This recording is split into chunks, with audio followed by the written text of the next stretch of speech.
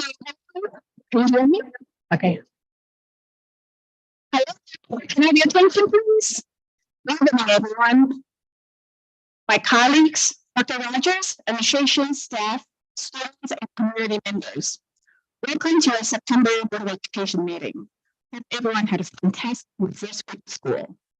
Today, we honor the heroes and remember the lives lost on September 11, 2001. The events of that day shook our nation. From the darkness emerged countless acts of bravery and unity.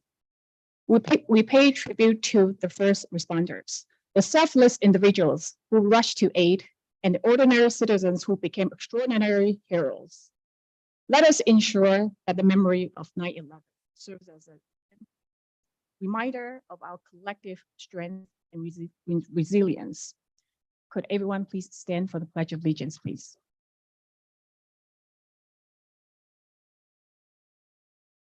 I pledge allegiance to the flag of the United States of America and to the republic for which it stands, one nation, under God, and indivisible, with liberty and justice for all. And could I just ask everyone to stand for a 30-second moment silence, please? Thank you.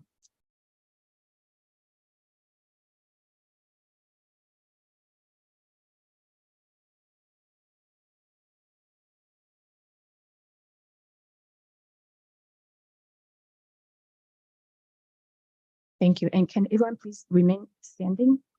We'll begin the meeting with a presentation by the adults. After the presentation, there'll be a short recess to reset the stage. For now, let's welcome our coordinator of Fine and Performing Arts, Dr. Christopher Hale, to give us an introduction. Thank you.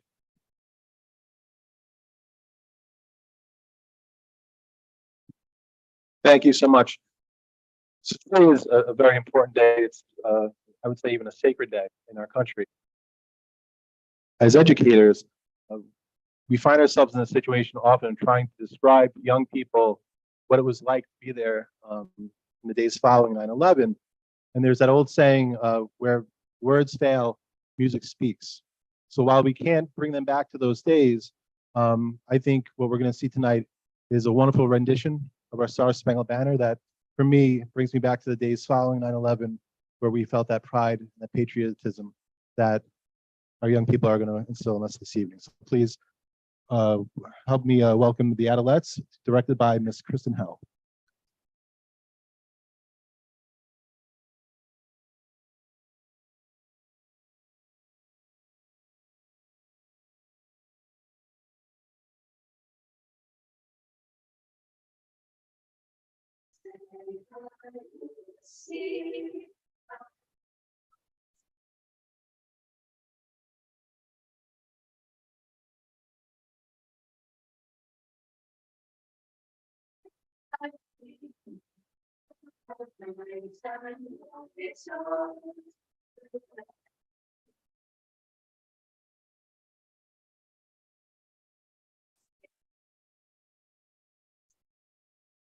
Please dreaming.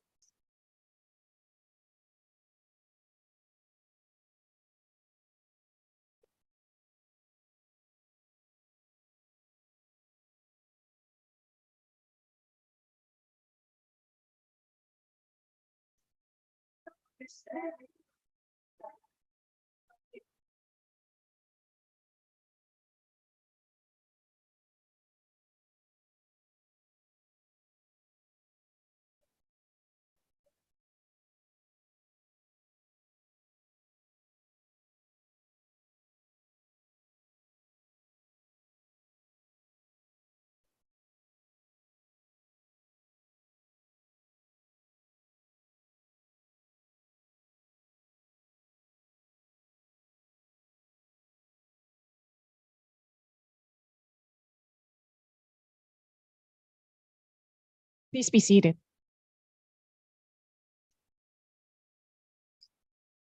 We thank the Adelettes for their exceptional performance tonight and for their incredible talent and dedication of our students.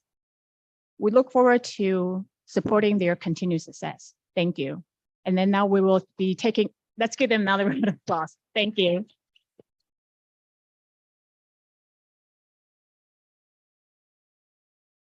Okay. And now we'll take a few moments to reset the stage. Thank you.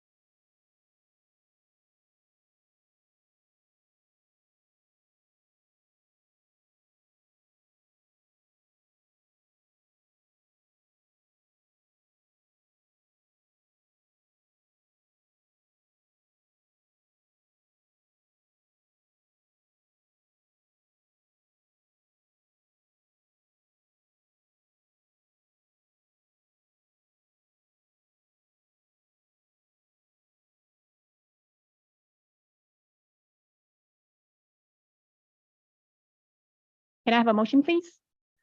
Mr. Falco, seconded by Ms. Levitin. Are there any questions? All in favor? Opposed? Any abstentions? Okay. Dr. Rufo, may we have your treasurer's report and appropriation adjustments, please?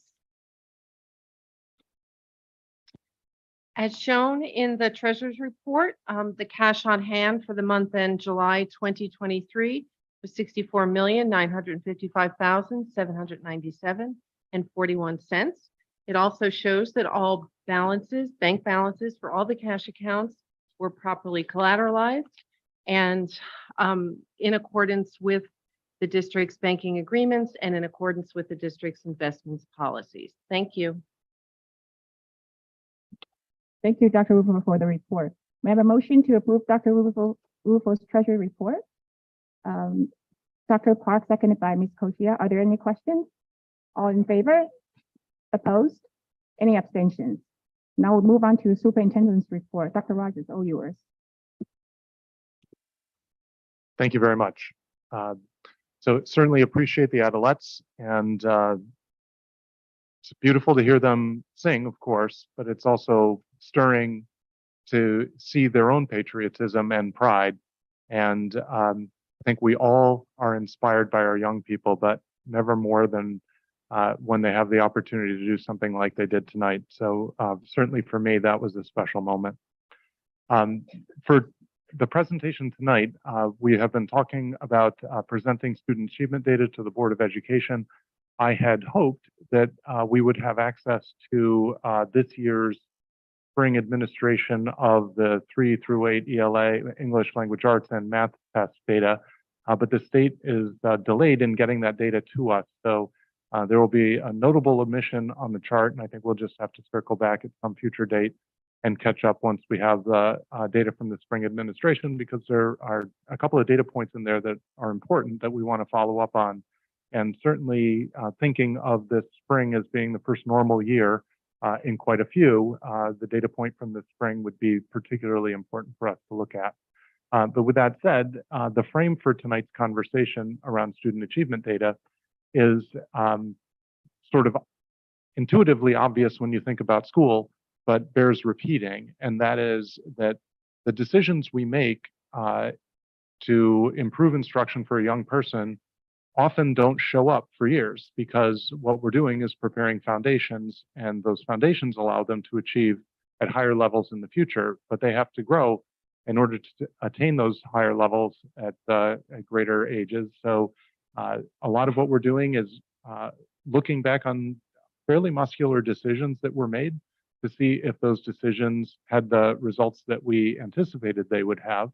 And we use the data to help adjust as we move along, but really to validate some of those big picture decisions that we made quite a while ago. So I'm encouraged to share with the Board of Education that I think for the most part, we made a lot of good decisions, and we're seeing the fruit of those good decisions now. But it's always more illustrative to see that in action. So our two assistant superintendents, Dr. Laverso and Ms. Goldthwaite, have worked on this presentation. I think what's going to happen is next month, Ms. Goldthwaite is going to take more of a lead, because we'll be talking about the MTSS side of this. And this month, we're talking about the data side. So Dr. Laverso is going to take most of the lead, but this is their shared effort. So with that, I will turn it over to the two of you.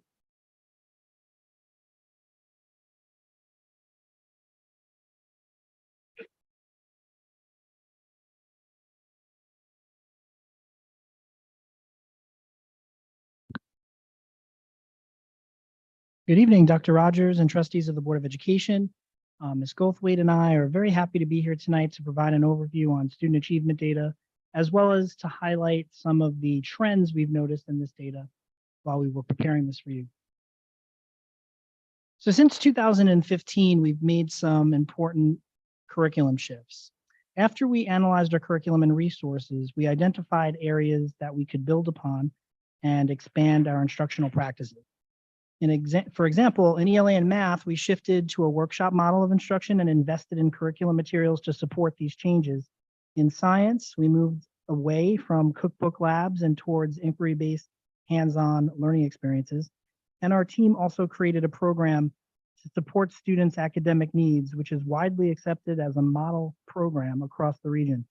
And this is our MTSS program, and we'll present more on that specifically next month. So once we laid this foundation, it allowed us to build upon and broaden some of the work that we've done in other areas as well. We began focusing on cross-cutting concepts, starting in science and expanding throughout the K-12 curriculum. Syosset was also an early adopter of the new Common Core Algebra 1, 2, and Geometry. And lastly, our middle school and our high school teams collaborated to promote a smoother transition for our 8th graders entering high school. And for the ELA component, I'd like to introduce my colleague, Ms. Goldthwaite. She's going to provide an overview of our ELA student achievement data.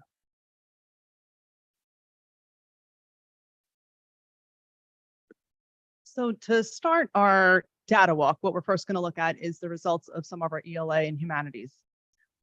The first graph here highlights our yearly ELA performance over time, which each of these bars representing students that have achieved a score of 3 or better out of a 5-point rating scale in grades 3 through 8. As evidenced by this graph, there's an overall positive trend, as seen by the trend line, of student achievement.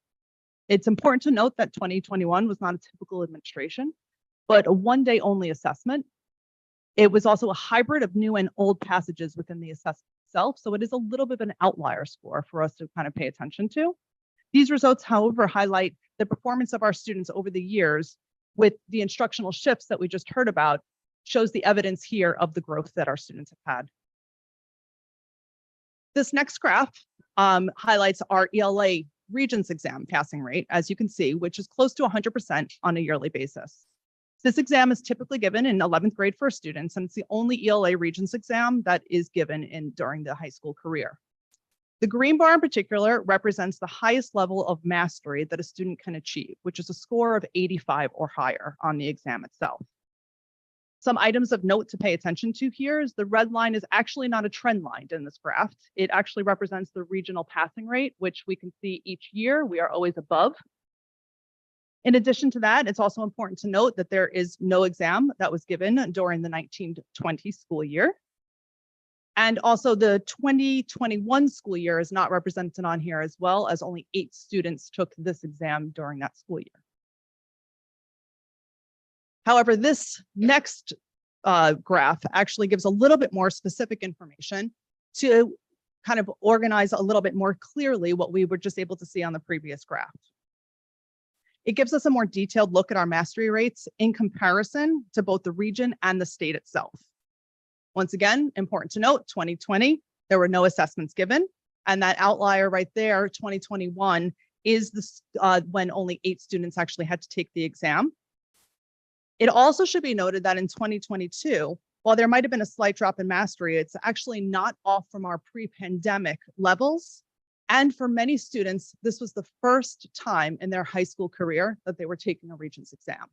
So these were our 11th grade students, many of which took no Regents exams in their 9th grade and their 10th grade years. The next slide after this talks a little bit more specifically about our advanced placement scores, both in AP Literature and AP Language, which AP Literature has shown an increase over time, whereas AP Language has remained relatively stable. The gap between our performance and the region, however, has grown in our favor, as we have not yet seen the same significant drop in scores that the region has demonstrated since 2020 in AP Language.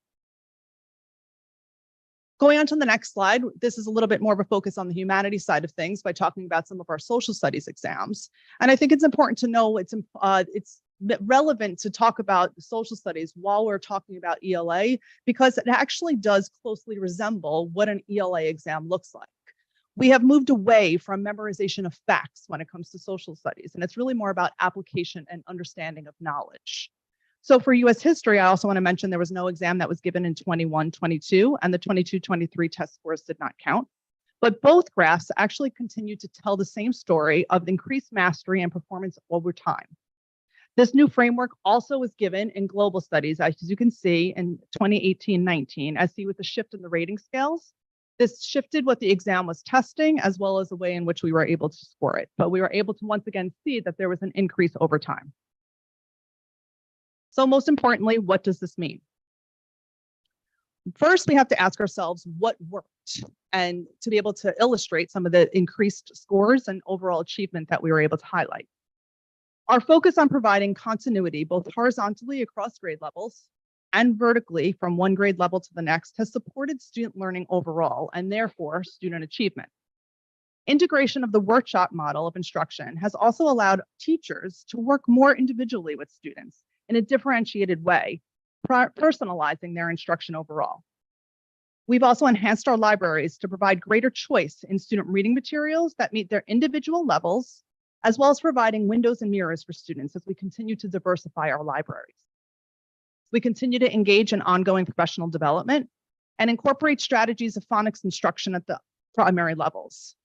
As well, we're also always looking at our interventions to target student needs through our MTSS process. So what are our next steps? Where do we go from here? One of the things that we want to try and capitalize upon is our partnerships with our UPK sites, our universal pre-K.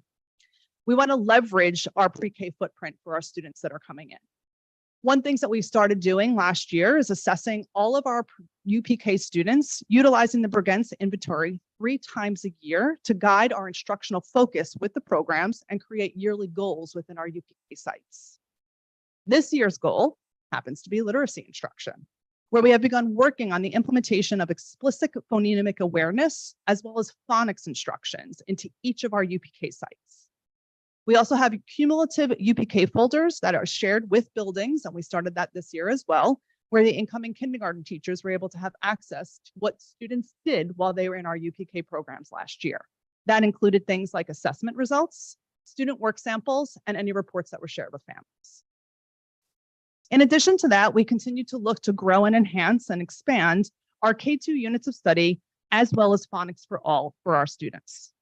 This has including more research-based support for students to develop their phonics skills, a balance of decodable and leveled books in classroom libraries, explicit skill instruction in areas of comprehension, decoding, and fluency, instruction that both reinforces and extends prior learning each year, scaffolding skills throughout and across units of study, Use of both video and other multimedia texts and techniques, and being significantly purposeful and strategic, and make sure that we're providing a double dose of phonics instructions to struggling readers in order to increase their overall phonics mastery. I'm now going to turn it back to Dr. Laverso, who's going to take a closer look into our math and science enhancements and achievement data.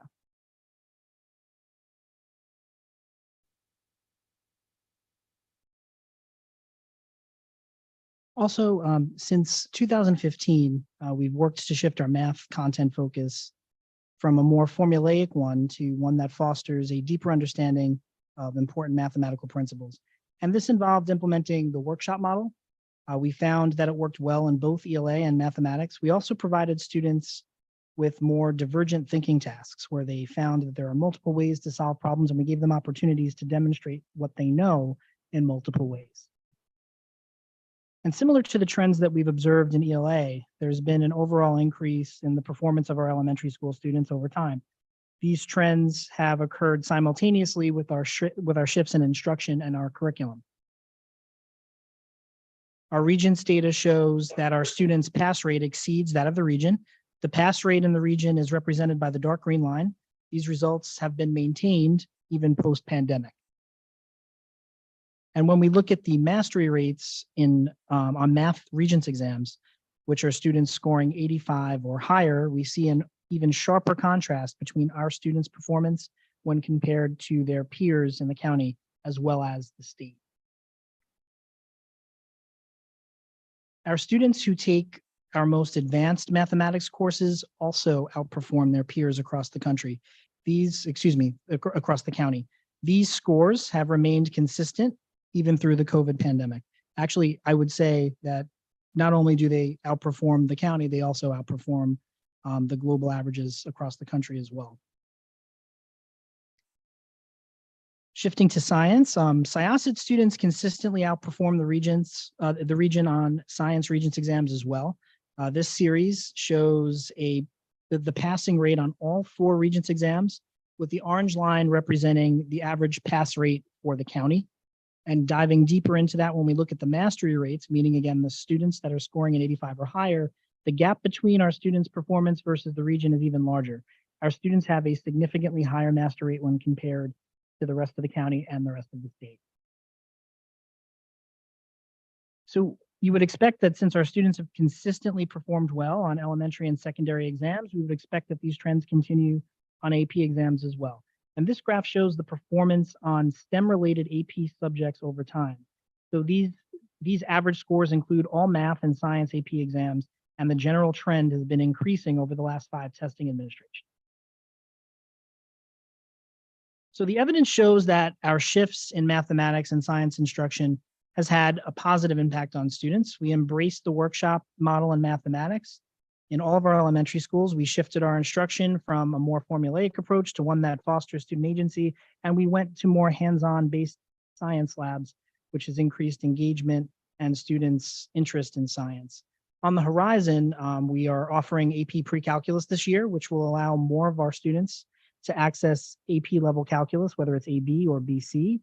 We're also exploring ways to build upon and enhance our current math program at the elementary school.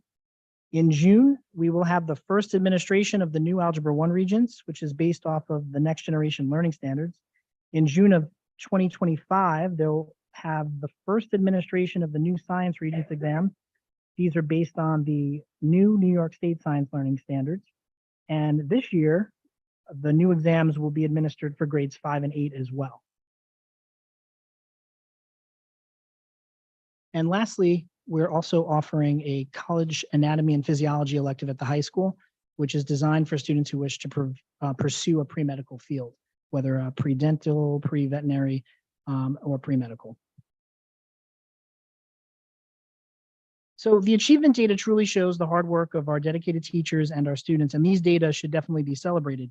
In addition to this information, we also look at other measures to ascertain student progress. We look at how many students take our most challenging courses. We also look at how our students progress as they move from our middle school to our high schools. And we look at how many students drop level once they get into an honors course How many of our students are staying with the honors course versus dropping to the Regents level? So we've done a lot of work as a district to smoothen the transition between 8th and 9th grade. This has involved a combination of curriculum work, as well as additional opportunities for articulation between our middle schools and our high school teams. In the areas of math and science in particular, we had observed a very high rate of students dropping from honors to Regents level. And we worked on lowering this number over time, and our data shows that although more students are attempting honors level coursework in 9th grade, the rate of drops at the same time has been steadily decreasing. These graphs show the data for enrollment in honors geometry and also the drop data for students in honors geometry from about 2016 through 2023. We've seen the same general trend in science, although not as pronounced. The enrollment in honors biology has steadily increased over time. We've increased by about 4 sections since 2016. However, as the number of students in honors has increased, the amount of students dropping level has decreased overall, although it's notable that there was a slight increase in drops following 2020. The decrease in drops has commenced again and has continued for the last 3 years. So this data shows that the time we've invested in enhancing our transition between middle school and high school was generative and has had a positive impact on the student experience. Earlier in the presentation, we showed you the performance of our students taking AP English courses. This graph shows that the gain in student performance has persisted as the amount of students enrolling in advanced English courses has increased. Our students are taking on challenges, they're persisting through them, and they're performing well. We've also seen a general increase in the number of AP exams administered since 2017, not just English, but across the board. In fact, this year, we administered more AP exams than we've ever done before, totaling 2,877. And at the same time, we've seen an increase in the students earning scores of 4 and 5, and a decrease in students earning 2s and 1s. There's a theme in this data. It shows that our students feel safe taking learning risks, they persist through these challenges, and they perform better over time. It's also worth noting that when compared to the region, our students' success rate on AP exams is greater, and that gap has also become more pronounced over time. So I saved this last set of data for the last couple of slides. It's not related to AP exams or regents. It's data related to language proficiency for our E&L students. And these trends, I think, build really nicely upon the theme that we've seen on the previous slides. Our E&L students persist and improve over time as well. In this series of graphs, we see that we've had a significant increase in our E&L student enrollment, but at the same time, we've also seen an increase in student language proficiency. The number of commanding students has become higher and higher over the years, especially in proportion to the total number of students in the program. And I think this is a testament to the strength of our E&L program and the hard work of our E&L teachers. But before we close this evening, I'm going to hand it back over to Ms. Goldthwaite, who's going to give you a small commercial for next month's presentation.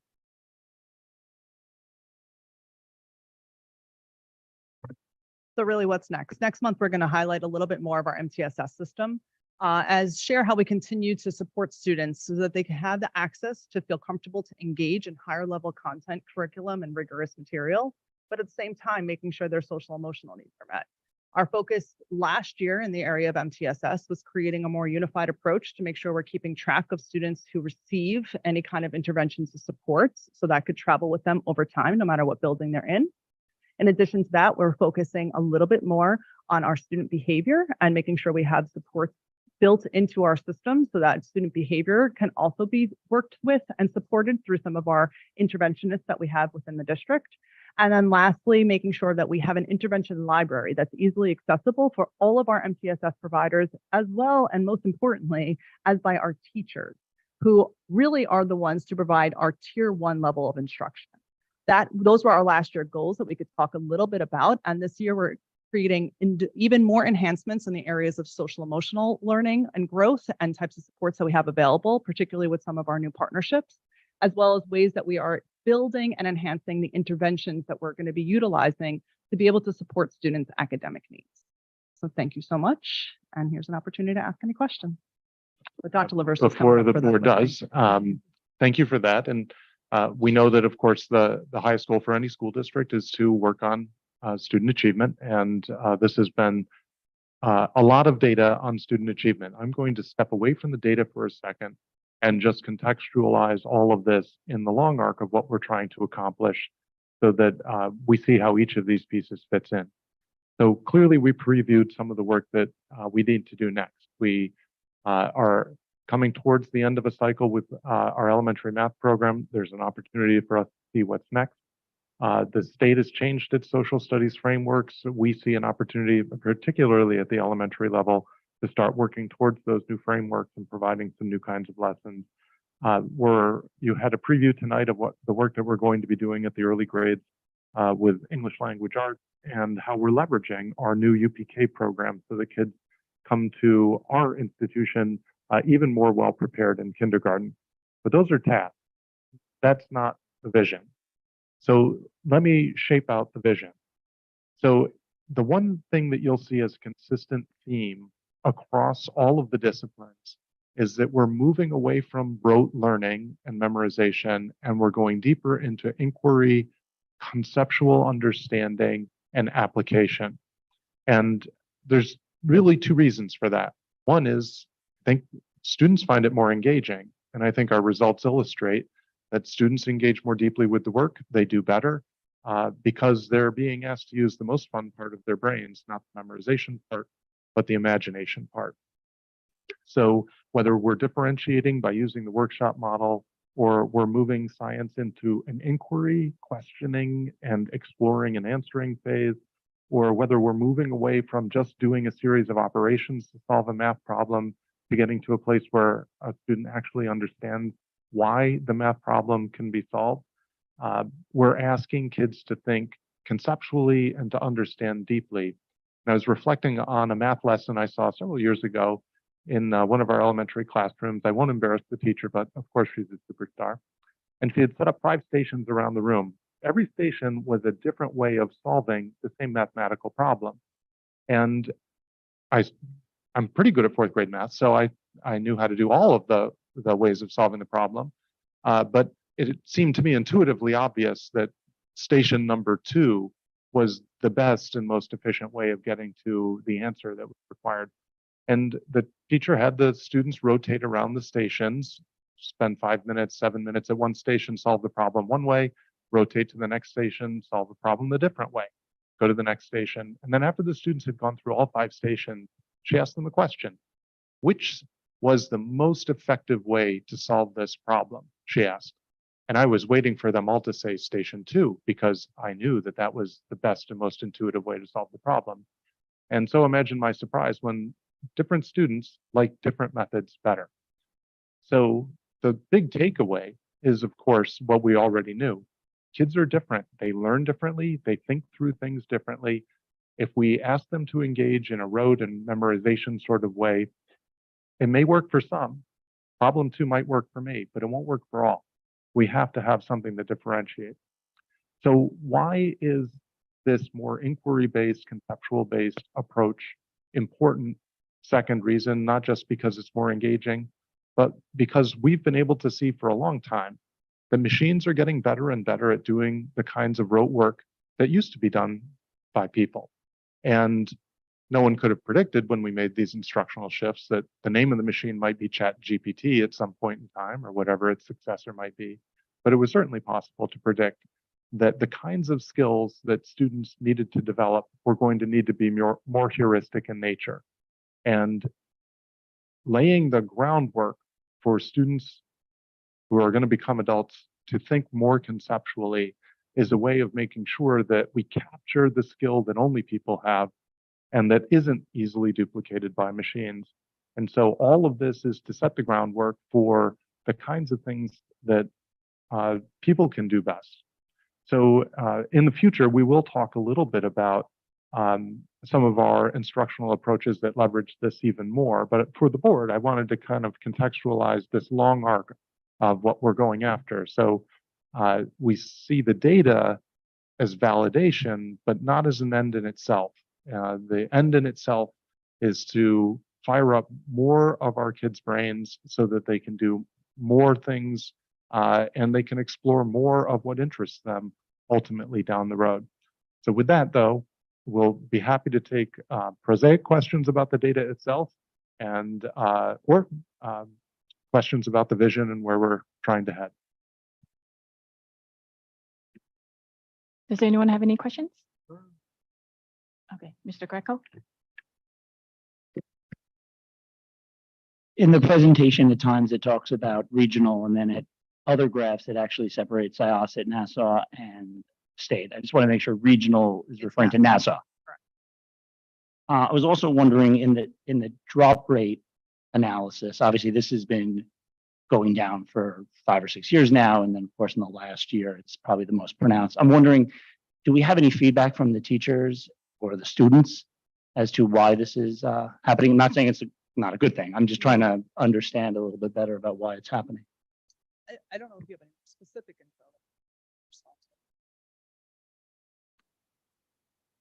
So I think specifically, part of it is meeting students where they are. Students feel as though there's less of a gap between what their experience was in 8th grade and where they are in 9th grade.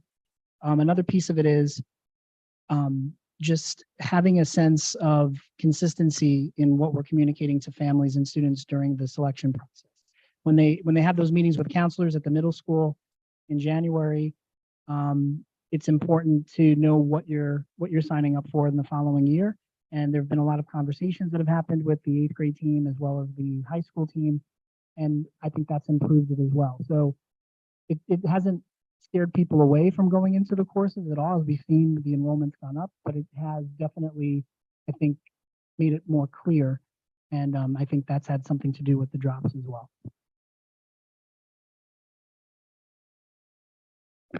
Anyone? Ms. Levitan, please. Thank you so much for this presentation. So I have 2 questions. They're kind of like tied together. I think I just couldn't help it, but on the page that has the graphs for the science regions trends, chemistry seems to kind of like stand out as far as the ratio of the levels. What proficiency? I mean, I guess the Mastery? scores, correct? For the mastery graph or for the For the science regions, I don't know the page number. The science regions trends. Keep going. That one. Any what would you attribute that to? I'm just curious. Is it the was the exam redesigned by the regions well, recently, or when was the new chemistry exam won't be available till 2026. So these exams are pretty stable. They have been incorporating, they've been changing the constructed response gradually over time. The one thing, so you're probably referring to the 2021, 2022 bar specifically. rather to the ratio of the, going by level, the ratio of green and blue, let's say. Okay. So you can see the same thing on this graph as well. So for chemistry, as I was a chemistry teacher, and at one point, as a very frustrated chemistry teacher, I had made the point that getting mastery in chemistry can be somewhat difficult.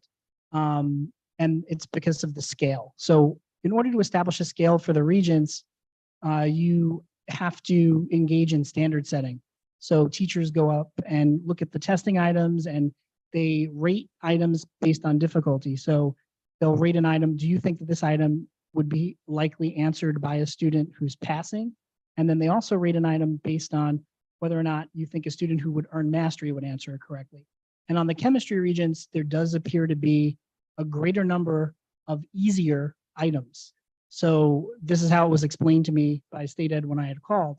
And as a result of that standard setting process, you could have an 88% of the points, but still score an 85 on the scale, just based on the difficulty of the item. So that could partly, I think that partially could be attributed to what you're seeing with that proportion. Interesting. And then to my favorite question that I ask every time, any word from Albany, any discussions as to the future of the region to begin with. You know, there was plenty of talk and then it went quiet for a while. So there has been a lot of activity on that, and what we've been told is that the task force, there was Blue Ribbon Task Force that was put together, that they are going to release their report in November of this year. So I'm keeping my eyes open for that. The task force that's been working on it has been very hush-hush. But as soon as we have something to share, I anticipate I'll be giving you a presentation, maybe at the December board meeting.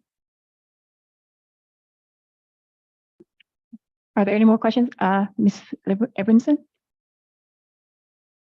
Hi, thank you for the presentation. I just had a question. If you looked at, did you look at percentages versus numbers like, especially like in enrollment, when you say enrollment is up, I just want to make sure that enrollment's not up due to an increase in the amount of students versus is the percentage of people enrolling the same of the whole? Does that make sense? There's definitely been an increase in enrollment. So I guess what you're asking is, based on our enrollment trends, are the number of students in an honors class for science and math proportional to that increase in enrollment? And I think the answer is it's a little bit higher than that. We've definitely seen greater interest in honors math and honors science. And we didn't do an analysis for global and ELA, but I would hypothesize that that's similar across the board. Some of it's probably due to an increase in enrollment, but there's definitely an increase in students going into those classes. Are there any more questions? Dr. Park? Looking at 3 to 8 versus the reasons, when you compare them, when I'm looking at the 3 to 8 mathematic performance, this graph, we are around 70 to 80 to 90%, 80 to 90% range. Where would that fall into if you were to measure it to reasons? So is it grade 3, 4, 5?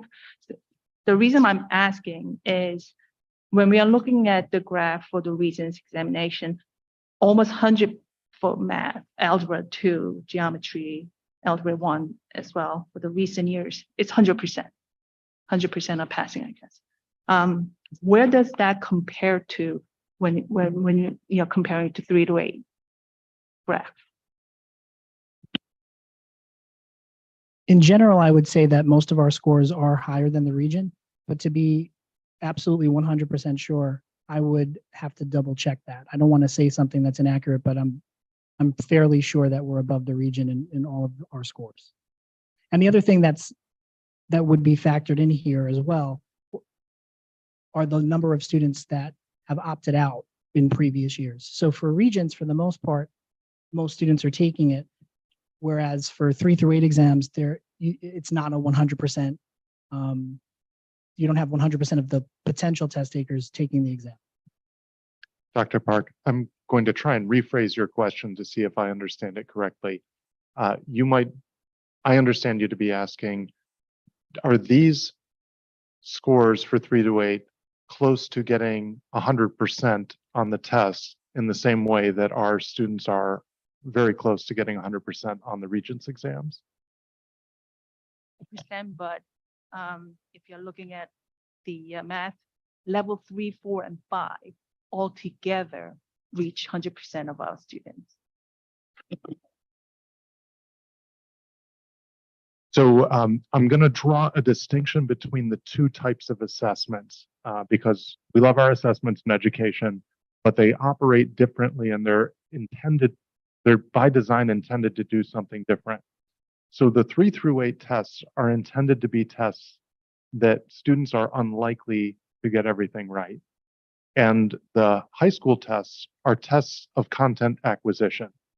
So for, let's say, chemistry, since we've been talking about it, there will be 35 chemistry concepts that are part of the curriculum, and they'll all be taught. And the hope is that students will have acquired all 35 of those concepts, and then they will be able to demonstrate that they understand those 35 concepts. If all that happens, they get a perfect score on the test. And it is assumed that if students are able to acquire all of that content, then they will be able to demonstrate their knowledge of all of that content on the assessment. The way the 3 through 8 tests are designed is they're intended to stratify kids into levels. So what Dr. Laversa was talking about a second ago is something called item response theory. So when they're constructing the 3 through 8 tests, they intentionally come up with a lot of very simple items, and they assume that nearly every kid is going to get those items right. And then they have a lot of progressively harder and harder and harder items with the hope that at some point a student will encounter the item that they just can't get right. And when they encounter that item, we'll know where they are as a student, and we will be able to differentiate them from other students. So there isn't a body of content that students are learning that they're being tested on. Quite literally, the tests are designed to rank kids by how many of the hardest questions they get right. So the reason why you don't see perfect scores is because the tests are intentionally designed to have questions that are almost impossible for a 4th grader to get right, because that would tell us if that one 4th grader did get it right, they must be something really special. And if we didn't have that almost impossible question on there, we'd have no way of distinguishing them from everyone else. Because if in this 4th grade test, all of the questions were medium hard, then 2/3 of the class would get all the medium hard questions right, and we wouldn't learn anything about the class.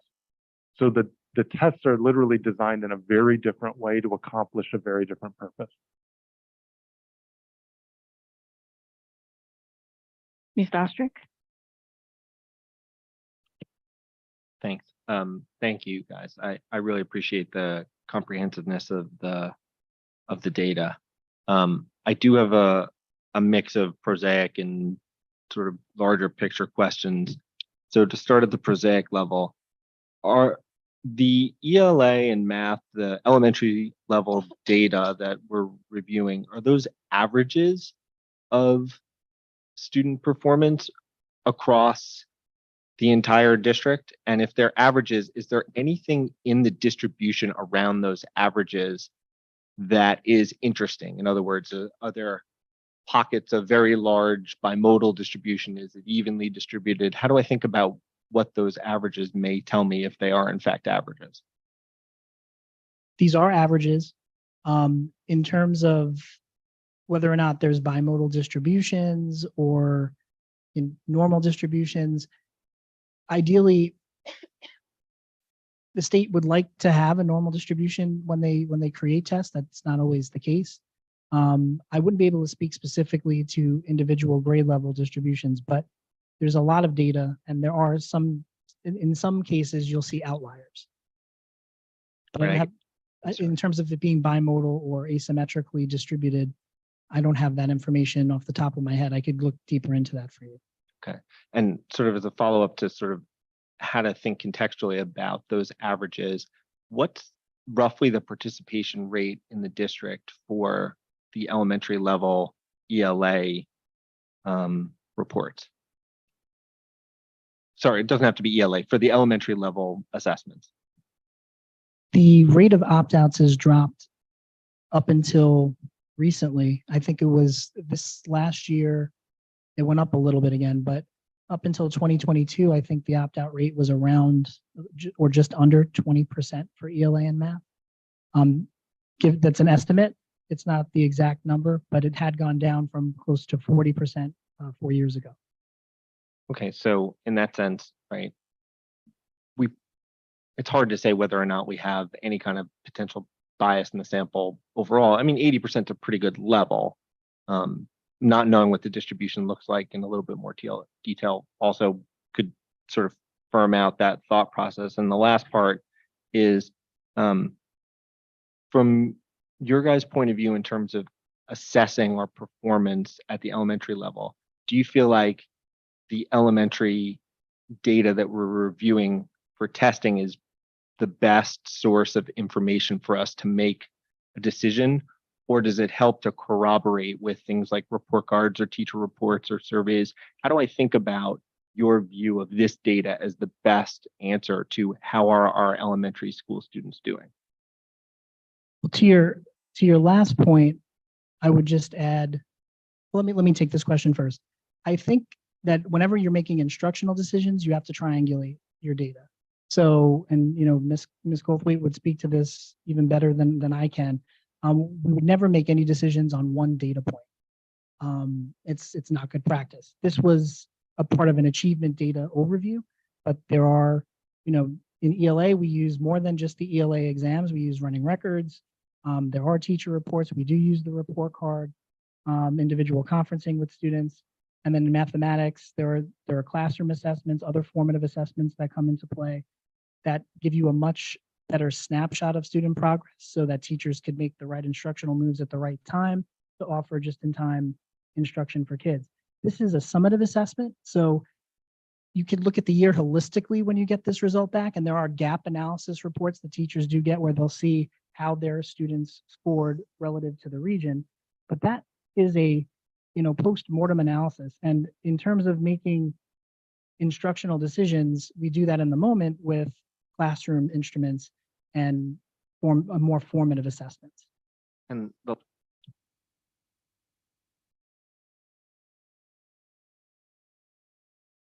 just for one other point of clarification, is this the assessment data that we're reviewing for elementary? Is it the average of the 3 times it's given, or is it given more than once during? Oh, it's only given once during the year.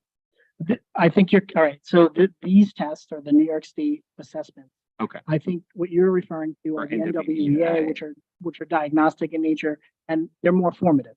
So they give us a snapshot of students at different points in the year, and then our teams use that in their data meetings to see if students need targeted interventions, which we'll go into in a lot more detail next month, as well as just regular classroom decisions that are more based in a tier 1 situation.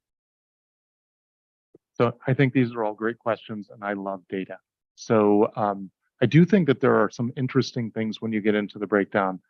There were some slides that were in the presentation that didn't make the cut, but I'd be happy to send them to you. Because what I think is really fascinating is not to look at whether this year's 3rd grade scores are better than last year's 3rd grade scores, because the variable is that it's a whole new class of kids. It may be indicative of good instruction, or it may be indicative of just how this class is. What's more interesting to me is following a class over time. So a class that goes from 3rd grade to 4th grade to 5th grade to 6th grade. What about the group that comes through right after them and does 3rd grade the next year, and 4th grade the next year, and 5th grade the next year? Are they a little bit improved over the class before them? And does that happen over and over and over again? Our hypothesis is our teachers get better at teaching it. The decisions that we've made about how to resource this and at the instructional level, those decisions are the right decisions.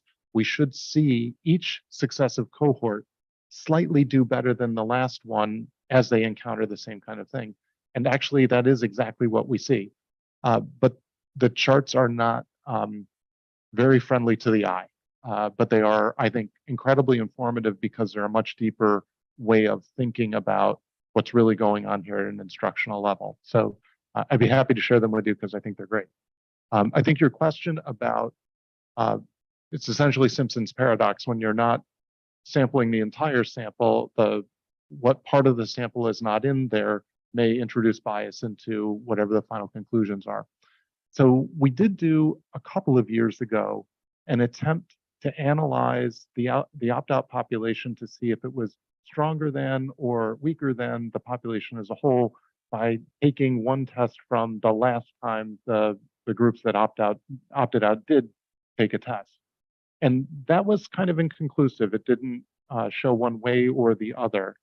But if one was to hypothesize that population even was the same as the whole, then the fact that over time we're growing, even as the opt-outs is going down, means that population is not diluting our scores. If anything, that population has been doing well in addition to the students that have been taking the test. So I'm encouraged to see the scores going in a favorable direction, no matter what the percentage of opt-outs has been one year to the next. And then, is this data the best source of data? So part of the reason why we displayed this in aggregated way is because once it's aggregated, the n size is large enough that all the noise in the data goes away. So I didn't see at least anything that looked like a statistically significant anomaly in the distribution, but we did see once you burrow down into single grade levels, single buildings, it gets really noisy. There's up years, down years, up years, down years. But when you get to this level of population, now you're dealing with 3,000, an n size of 3,000, that the data, flows out nicely. And the purpose of this presentation was to talk about some of these big shifts and were they the right idea or not. And I think once you even out all the noise, you see that. With the NWEA, and next we use NWEA as our formative assessment for the MTSS plan. So next month when we talk about MTSS, we'll talk a little more about NWEA. All of which is to get to your actual question, which is this the best data? This is not the best data, but it is the data we have. So it's better than the data we don't have. And it is good for answering a really big picture question like the one I've posed. It's not as good for doing granular work, identifying where kids' needs are, because the kids took this exam back in April and May, and look, we still don't have the data back from the state, and here it is, the middle of September. So it's not useful for that purpose. The second thing is the feature of NWEA that is, I think, attractive is the fact that it's adaptive. So back to Dr. Park's question about the way these tests are structured, the test will have a series of fairly easy questions. I would say young Ray is a very smart boy. There's 35 questions on the test. I know before he walks in the room, he's going to get the first 30 questions right. So those 30 questions are a waste of his time and mine. The only thing that matters are the 5 hardest questions and how many of them he gets right. So that, to me, is a 5-question test. There's not enough granularity in there for me to say Ray's problem is decoding, or Ray's problem is he can't hypothesize, or Ray's problem is he can't generalize. It's just not enough data to do anything with. The advantage of a test like NWEA is that it's adaptive, done on a computer. And if you get the first question wrong, you get an easier question. You get the first question right, you get a harder question. And the test will continue in that way until the test gets to, after 7 or 8 questions, it figures out where little Ray's level is. And then it starts asking a lot of questions in different domains at Ray's level. And so I might get 20 questions worth of useful information out of that test instead of just 5. So because the questions are different between different kids, it's harder to compare kids with that assessment, but we get more information about kids from that assessment. So in some ways, the 2 assessments support each other because they do different things and they're designed to do different things. And so we triangulate with them. But I don't think any one assessment gives us a very complete picture. I think we need to use all of the things and the teacher feedback to really get complete pictures of kids.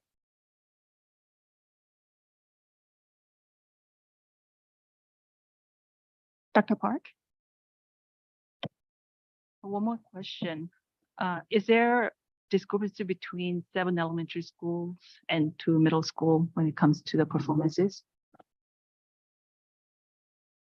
I think, as Dr. Rogers was saying, there are years where there's noise in the data, which is why we did the overall trend district-wide. So within any given year, you might see a discrepancy between buildings, but the overall trend has been increasing. Is there consistent lower scores in one school versus another? I'd have to double check, but consistently, no. There hasn't been a trend where we're particularly worried about one school or particularly impressed and wondering, what could we do? If we saw trends like that, we would hone in on that more specifically. And like, for example, if we saw a school that was doing incredibly well, we would want to know what was going on there that we could replicate in other buildings, but we're not seeing things like that.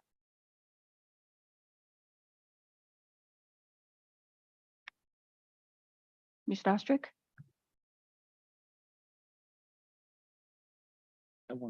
Okay, Mr. Greco, please. Dr. Rogers, this is and I apologize for jumping ahead of Jack, but you mentioned that at some point you did the analysis to determine whether we could sort of add some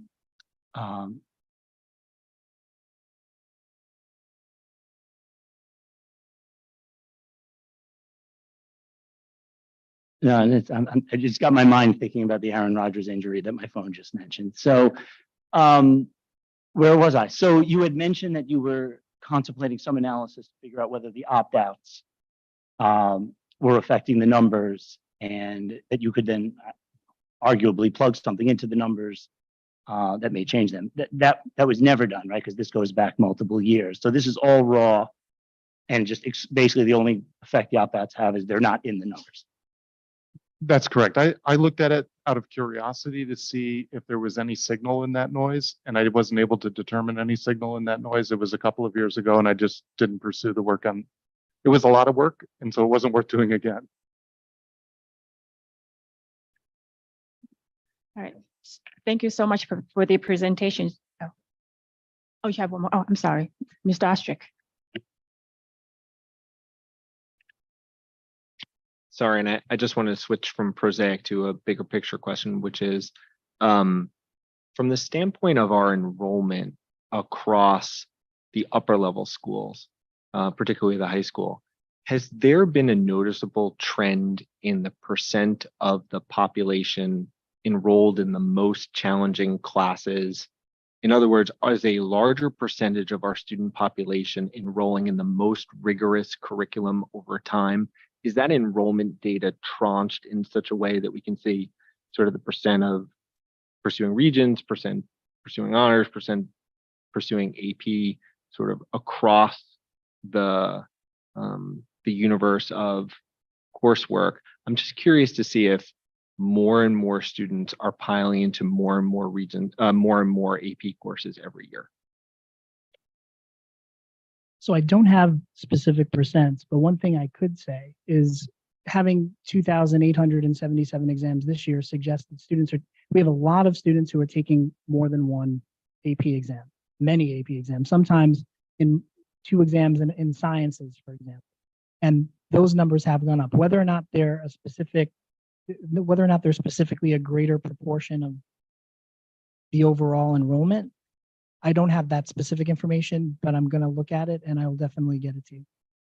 And so just for context, for following up on this line of thought, which is number one, do we have any sort of understanding of how many students might be taking a certain number of AP courses during 1 year? In other words, are students eligible to take 4, 5, 6 AP courses if they so desired? And is there a way for us to ascertain whether or not students are actually doing that in a given year? And if so, I'm wondering if there's any academic literature that talks about whether or not that has positive, negative, or no potential impact on either student well-being and or admissions opportunities in school for college. I'm wondering if people are making decisions and if we have data that assesses whether or not they're making those decisions. In terms of what students elect to take for an AP class, those decisions are typically made based on their performance in the year prior to that. So for example, a student coming out of their sophomore year would look for math and their science grades and their grades in ELA and social studies and see what next year's courses would look like. Some students might want to go into AP physics. Some students might want to take AP physics, pre-calculus, and maybe double up on a science. But those decisions are usually, they're conversations between teachers, counselors, and the students. And in terms of how many APs, we give kids opportunities to take on as much of a challenge as they feel like they can handle, and we support them and meet them where they are. There's a lot wrapped up in that question in terms of what this means for college admissions and whether or not there's research literature supporting the fact that taking more APs is worse or better. I think the most important thing would be, is it in their best interest to do so? In terms of overall trends, I'm not aware of any. I'm sure there is research, but I'm not aware of a specific study at this moment that would say taking 5 APs as opposed to 2 is more beneficial for students. I think students challenging themselves and having a sense of accomplishment and persisting through the challenge, I think no one would argue that that's not a good experience for a student to have, whether they're taking an AP for the first time or whether they're persisting through 4 or 5 APs in their junior or their senior year. Yeah, I mean, just to finalize the thought process, right? One of the things that I've observed that's been interesting to me as I look around the landscape of high schools across the country is that many college preparatory schools are done away with their AP programs altogether. And so I guess from my point of view, when we talk about what we're trying to accomplish as first principles, I just want to have an understanding of sort of whether or not the opportunity for students to potentially, to a large extent, self-guide the level of enrollment that they're taking in the most challenging classes is either benefiting them actually or emotionally, or it's having any significant impact on them, particularly if it's clear that there's a decent amount of the universe that's going in a completely different way. So just a bigger picture question that I'd like all of us to potentially engage on. I think in addition to the academic aspect of the question that you're posing, which is an interesting one, we should also think that there's a financial aspect of that question as well, because certainly a lot of students take advantage of the AP classes in order to take less coursework and then have less tuition costs when they get to post-secondary education. So it may be that they're challenging themselves for the spirit of it. It may be that they're hoping that it gives them an advantage in the admissions process, and it may be that they're concluding that they can do the work here for free and save themselves some money down the road. So I think probably all of those ingredients are in the soup somewhere. Yeah, and also I can't speak for everyone, just for my own experience. I have 2 kids in college, and then SIASA, not only did SIASA prepare them ready academically for college, but also the social emotional support. They were able to jump into college and then make friends. And then when it comes to academic part, my kids have been telling me repeatedly how SIASA prepared them so ready. They can jump right into courses. They actually use the word colleges are easier than high school in terms of, the academic load. And so I do really appreciate the level of education they received here. And also that that's one of the reasons why we moved to SIASA, because the academic excellence here. And these classes, they had the choice to take all these AP courses or SUPA courses or different level honors classes. And some kids like to see themselves being challenged. And then if they don't take these classes, SIASA is so unique in a way that it has something for everyone. So if you don't want this class, you can take another class. So it's something that the community all come together to appreciate what SIASA High School offers. Ms. Falco?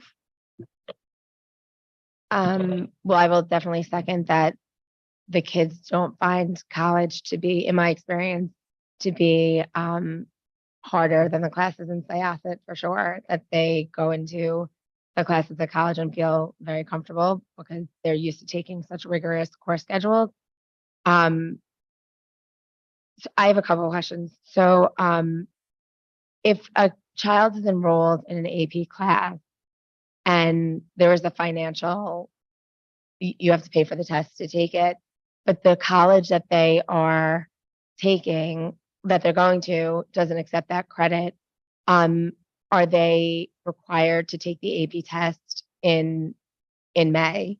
Or if they know that it won't help them in college, do they still have to take the AP test? And then my second question is kind of following up on what Jack was saying, just having gone through the college process and going through it again. The kids, there's a lot of kids who feel pressure to take the most rigorous course schedule because colleges, at least my understanding is colleges do look at the rigor of the course schedule that you're taking.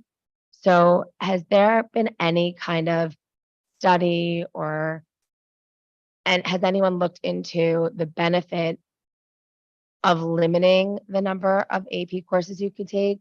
Not because the kids can't handle it and not because it isn't their choice, but from a mental health perspective and the amount of pressure that so many kids feel compelled to take those classes. And I'm not arguing either way. I'm just curious if anybody has into whether or not it's beneficial for kids to take 6 APs, senior year, and because they feel that they need to, because the colleges are looking at that, or if you limit it, if it then the colleges won't hold it against them if they don't take so many. So I'll let Dr. Laverso answer the first question, and I'll take the second. So in terms of, Ms. Falkov, I'm sorry, what was your first question? Sorry. If a child knows that they're going to a college that won't take the AP credit, are they still required to take that test? And or because it is expensive, although you pay in the fall, but I definitely understand your point with that. However, when you have the AP designation on the transcript, I do believe you're obliged to take that exam. you are. Okay. So with the second question, and we can certainly look and see if there are models for this. Mr. Ostrick suggested that some prep schools see a model here. I do think that there would be some alarm among the students who are taking lots of classes that even if SIASIT didn't permit them to take X number of classes, if the surrounding districts are permitting it, then they would be at a disadvantage for whatever limited number of slots there are in some school. So I would not want to unilaterally disarm our kids in terms of their competitive opportunities, but I can certainly see if there are models of schools that have found a way to do it without jeopardizing their opportunities. Just as a follow-up, SIASIT, and this is an amazing benefit of coming to SIASIT, offers a huge number of APs, which is incredible and so beneficial to our students that they have so many choices. Not all schools offer the array of AP classes that SIASIT does. So by virtue of them having the limited options, which I would never want to do to our kids, would never want to limit the options of APs that are available to them. But other schools don't offer that benefit. So as a result, they don't have the opportunity to take the number of AP courses that our kids take because it's not available. They could take all of the AP courses that their school offers and not come close to the number of APs that our kids have the opportunity to take, if that makes sense. And I think it's more than that. In addition, I think there is probably expertise available in the universe out there that could inform all of us as to whether or not, if a school placed a limit on the number of AP courses that a student could take, whether or not that would have any particular impact. Not for certain, nothing is certain in this world, but whether or not there is professional assessment that it would be helpful or hurtful for students at the district to, if this district itself limited the number of courses that a student could take in the AP realm per year, and whether or not that would have a substantive impact in their professional assessment. I think I would be curious to get that feedback from professionals in the admissions world.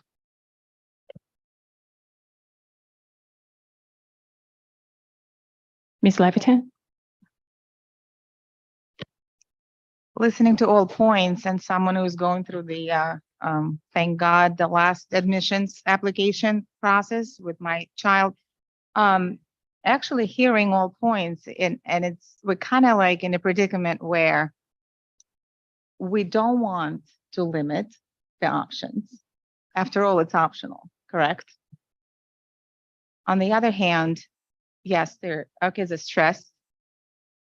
Yes, you could definitely, I know from my experience, shave a whole semester off your college and save money. Provided the college takes those APs. What I would like to know, in the universe, using Jack's language, out there, in post-COVID world where more and more colleges are doing away with the standardized tests, the list is growing. I mean, you know, including in Ivy League schools that are test optional now. Is there? I would like to know what's out there in the college world, college admissions world. Any data available showing what do we have now? 3 years, 3 admission cycles, 3, 2, 3, correct?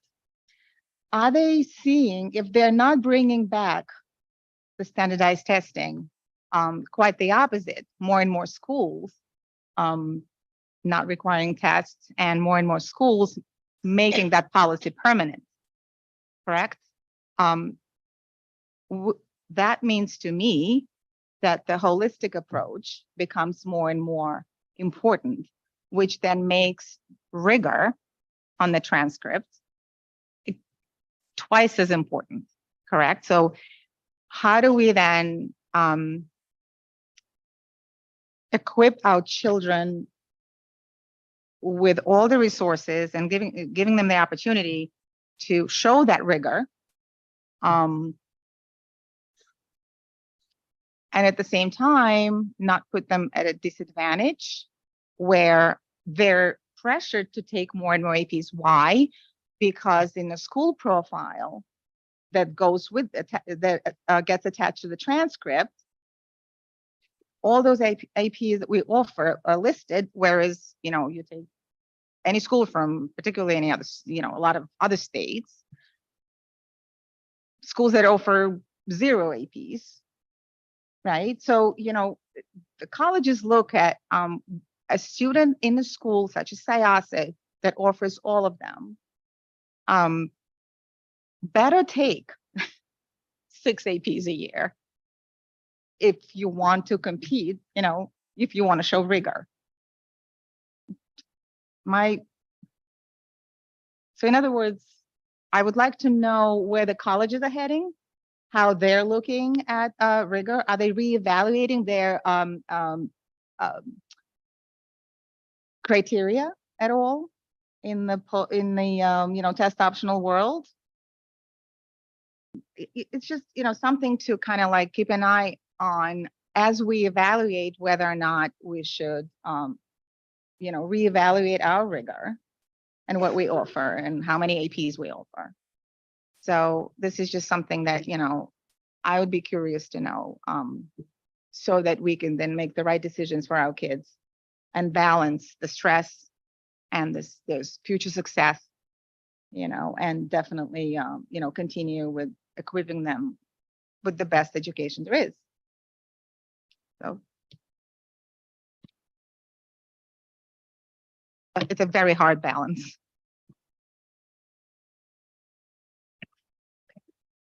Are there any questions? Okay, I just have one observation. Since I got on the board in 2017, the board has been in discussion about the 8 to 9 transition. And I know at that time, we had several discussions on the geometry drop rate. So when you look at the data here, the drop rate was actually very high in 2017. And I just want to make a comment to applaud the administration and the staff members for decreasing that drop rate and then still increasing the performance of the students. And I think that's incredible work, incredible amount of time and energy put in. And then even though it's 6 years, but we had some COVID years, but during that 6, 7 years, we really see the improvement. And that's something that I am just very proud just to see that data. And then at the same time, kids are performing well. So thank you. Dr. Laverso, Ms. Goldthwait, thank you very much, and we'll look forward to hearing from you again next month. So it'll take Mr.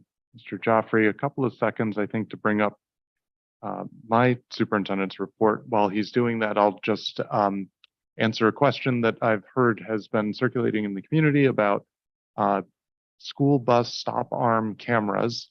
Folks have noticed that some of our buses have cameras attached to the side of them and have wondered if that means they are operational.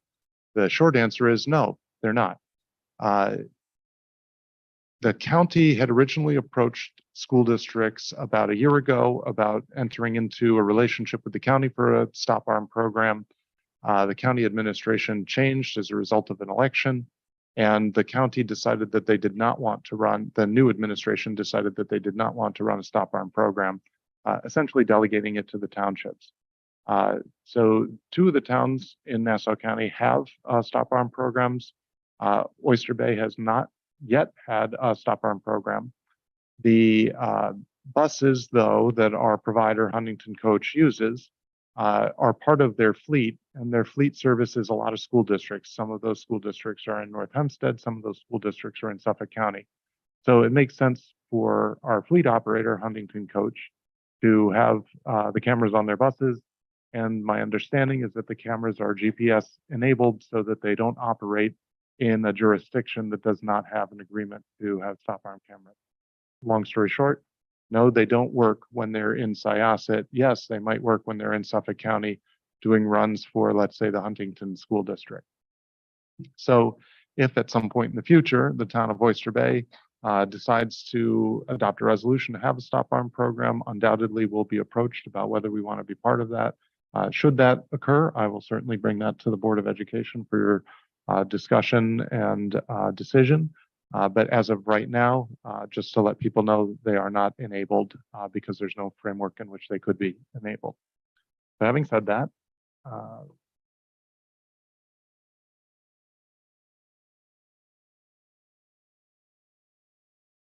so we left off at the end of the last school year, having taken some survey data from staff and students and parents in the district about several different start time scenarios.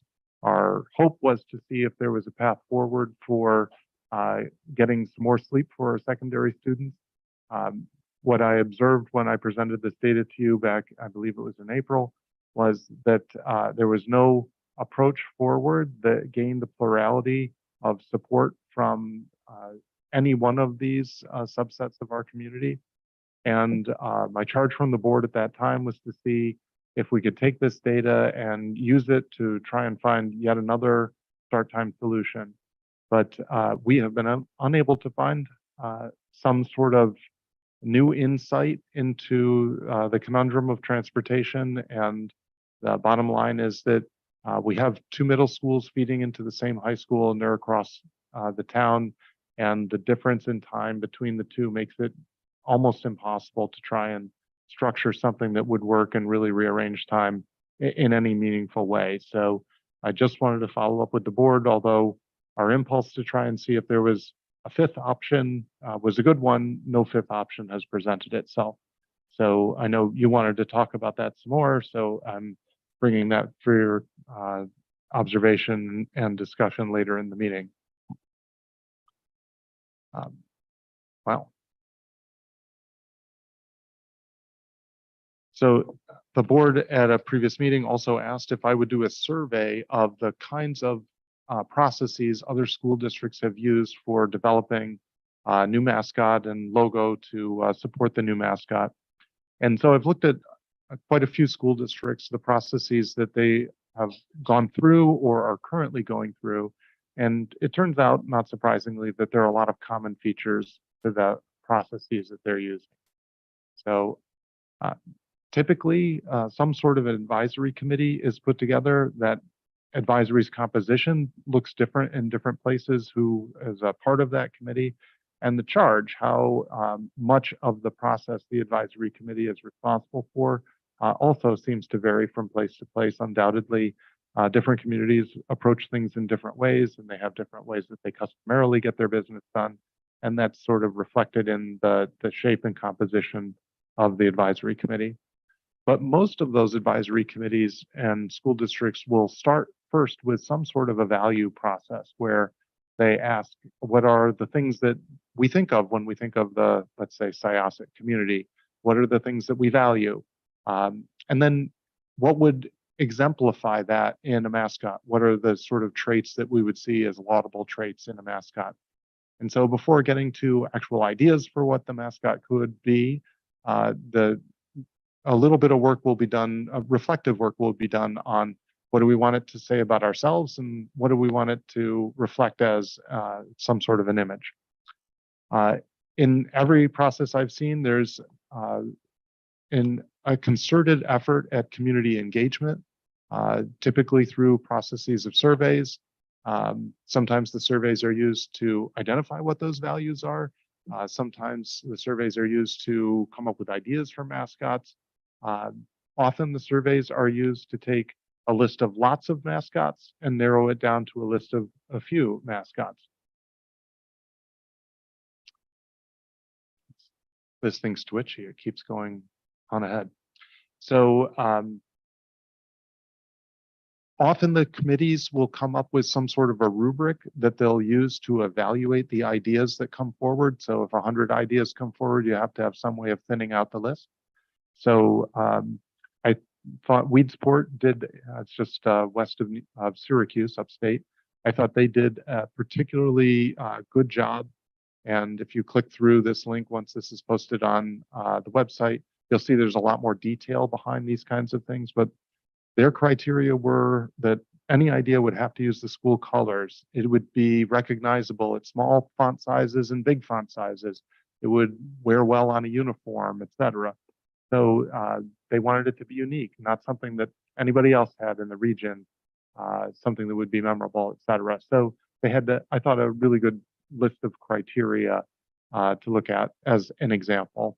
And then at some point, after you have some ideas, you see if they fit with your community's values, you see if they are good as logos themselves, and you get down to a handful of finalist candidates. You have to have some sort of process by which the final candidate is selected from the finalists. And then once that's done, there's a process by which actual artwork and branding work is done to sort of breathe life into whatever the name is chosen. So that's typical of nearly every process that I've seen. I've seen some that were very abbreviated and some that were very elongated, but in one way or another, most of these features are present. And then last follow-up from me. At your previous meeting, you asked several facilities questions. I'll try and answer them in ways that help you come to some further decisions and further prioritization. So one question that I was asked was whether we have another bond roll-off. So this is our debt service chart. And one of our goals in doing the phase 1 and phase 2 construction was to keep our net debt service as close to level as possible. So that's the dotted line. So we have debt for our energy performance contract, but the debt service on that is paid for by the savings that is achieved from the energy conservation measures that were paid for with the energy performance contract. So the net debt service is the debt service that previously existed, that's in the gray. And then we did round 1 and round 2 of borrowing here. So the last bit of that gray old debt service is going to roll off at the end of the 25-26 school year. So you see it doesn't exist in that 26-27 year. So there is a little bit of room, not nearly as big as the roll-off that we experienced going from 1920 down to 23-24. So, but there is a little bit of a roll-off coming up. And I was pretty clumsy in answering a question at the last meeting. And so Ms. Abramson was very kind in making sure that I didn't say something that left the wrong impression. I appreciated her that catch. And I thought I could do a better job just by illustrating something. So this is from a presentation I gave the board in February of 2020. And we were working with our demographer at the time to try and estimate what our enrollment growth might be. And at that time, we asked the town to tell us of any multifamily developments that were in progress somewhere in the permitting process. So the only one of these development projects that ever made it to fruition is the Sagamore, the first line here. But there were several other fairly large pieces of property that looked that developers were looking to develop. And so we're certainly aware that those pieces of property haven't gone anywhere. And what I was trying to say at the last meeting is I know the board is trying to calibrate how much capacity you want to have for potential future enrollment growth. And I was trying to illustrate that there are still some sizable properties in the Syosset School District that potentially in the future could be developed. And so we might want to keep that in the back of our minds as we're thinking about how much capacity might be necessary in the long run.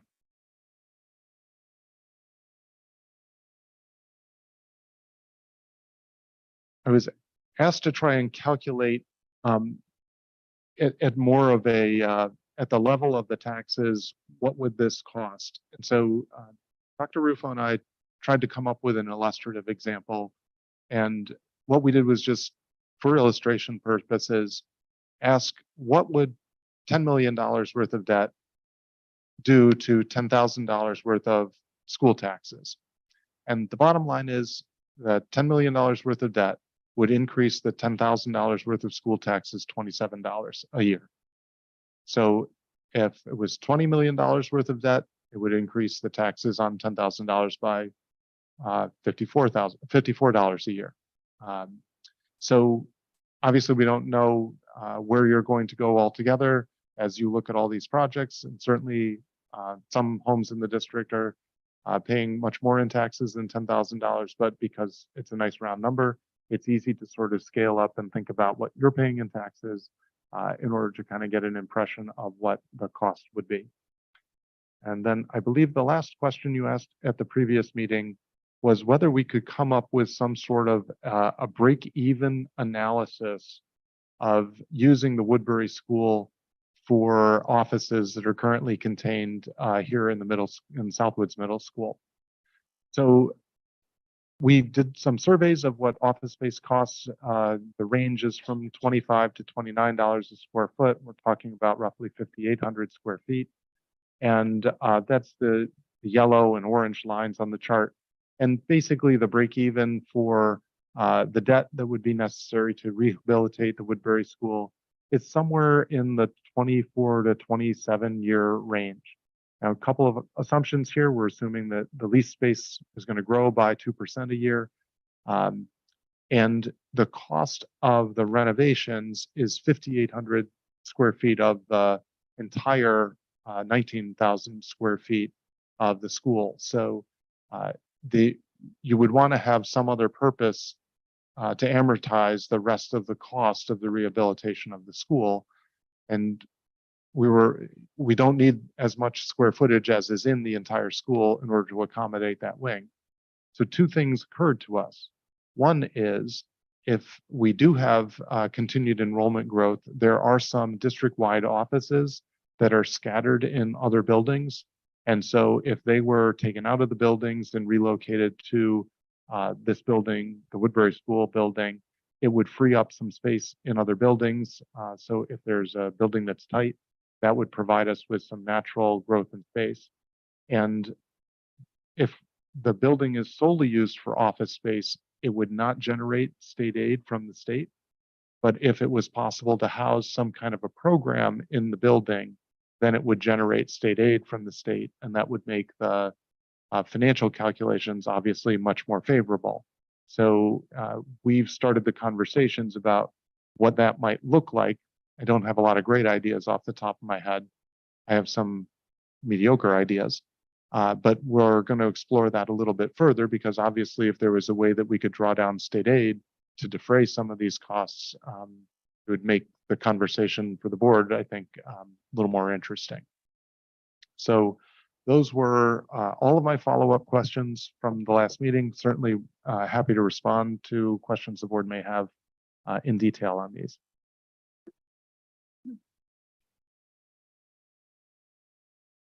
Mr. Ostrich? Sure. So in this last slide about the Woodbury School and the break-even calculations, what is the cost of the renovation that's being assumed? And you said 5,800 square feet. That's the Southwoods administration wing of square footage. I just want to make sure I have an understanding of all the things that went into this. Sure. So right now, there's about 5,800 square feet of office space in the east wing that is the business side of the building here. So we use that number as the number of square feet that we would need in the Woodbury School. So trying to come up with some sort of an apples to apples comparison, we wouldn't buy more square footage from leased office space than we would need. So why would we buy more square footage from ourselves?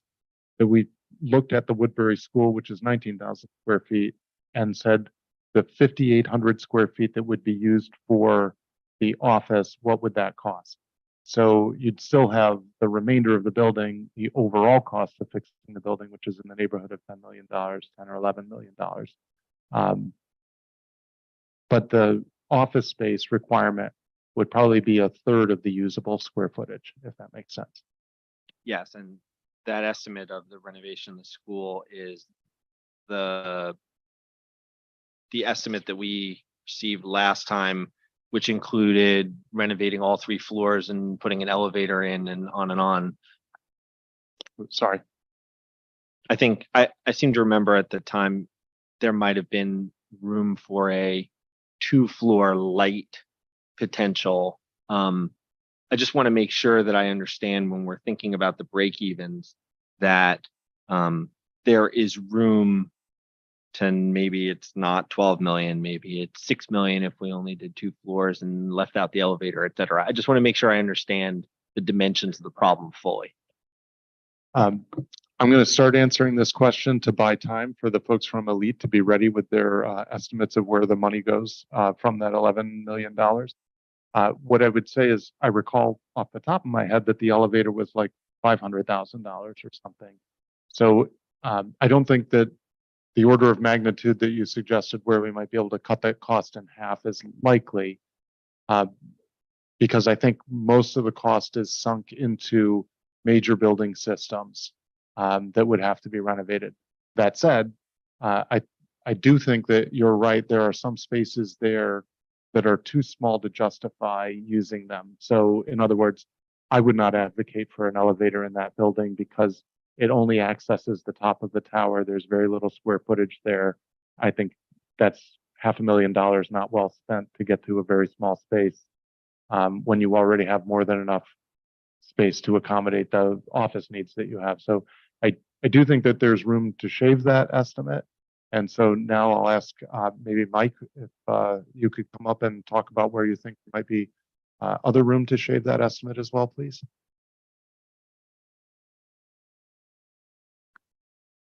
Good evening, Board of Education and District Administration. Some of the things that you were pointing out as far as in regards to the estimate, yes, you might have to take a look at as far as if we're going to make the same number of stops as far as with the elevator, but the life safety system is going to be a critical thing that will need to be done throughout the facility. There might be certain areas that we might be able to have some cost savings associated with interior finishes, but the mechanical improvements that will be associated with the building is something that you have to do throughout. And that scope has to be analyzed on that regards. In addition to the roof work that would need to be done there for sheathing, roof replacement, and all that would have to be done in its entirety. But as far as fitting out some of the interior spaces, that could be limited in scope, but the MEP systems are going to be something that have to be reviewed in life safety. That makes sense, right? Because some of the estimates in there are about classroom finishes and things like that. So maybe my order of magnitude is off. I appreciate that. I do prefer precision, so thank you.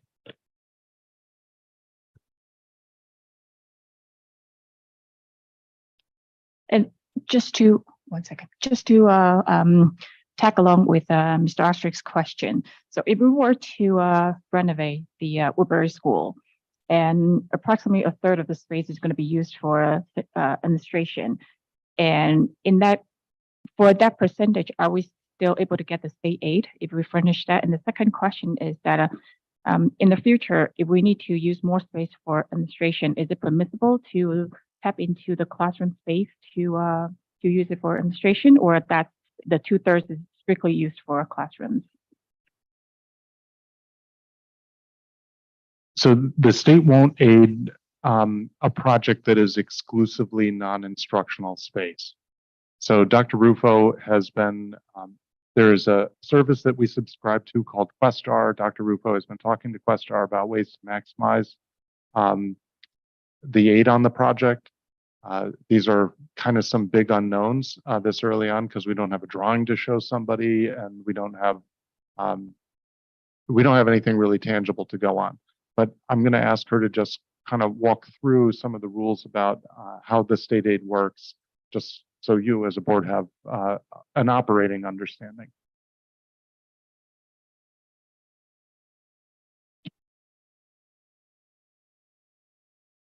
Okay, the calculation of building aid is a fairly complicated process. So I think just for this discussion, we'll kind of just stay at a high level.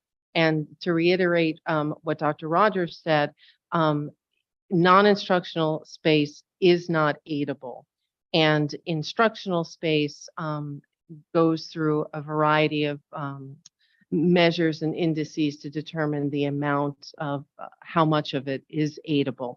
And in speaking with both Questar and our project manager at facilities planning, we do, they would be happy to work with us to maximize our aid, but it is a complex and very specific formula.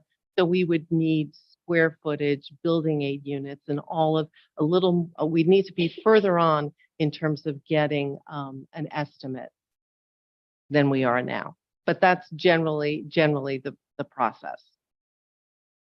And to answer your second question, if we were to build space with the intention of using it as classroom space, we would continue to occupy it as classroom space. So we wouldn't build that space with the intention of having it only be classroom space temporarily and then subsequently converting it back to office space. We would try to be sincere in what we presented to the state and then follow through on the plans we gave them. On that, is continuing ed or adult education, I don't know what the exact term is that aidable?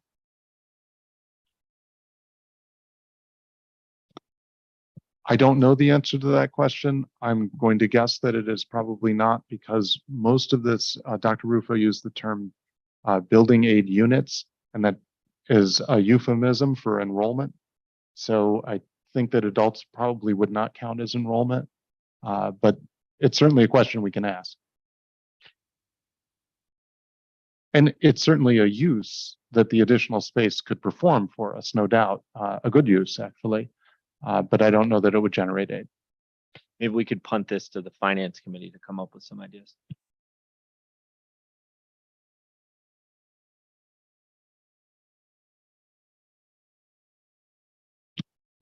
Dr. Rogers, I have two questions. The first one is, what is the usable space square footage of Woodbury School? So if you took out the attic space, and from what I can remember, I'm not sure the basement is really suitable for anything either. So if you were to just take the main floor as usable space for argument's sake, do you know what that square footage is roughly? Well, the number I gave last month off the top of my head was 14,000 square feet. So now I'm going to see if anyone from our facilities team has checked my facts.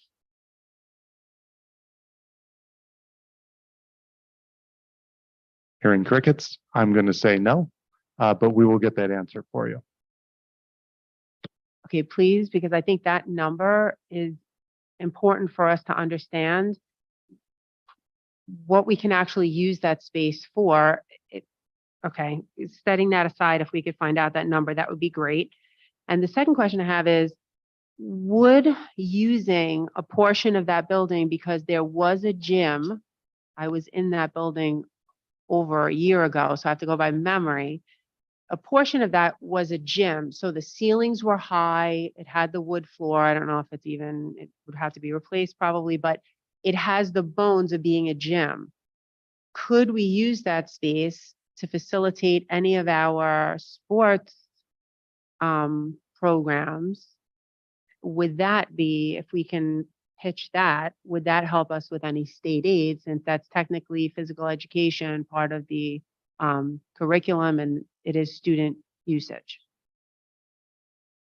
So as I recall that space, it is about the size of a half basketball court.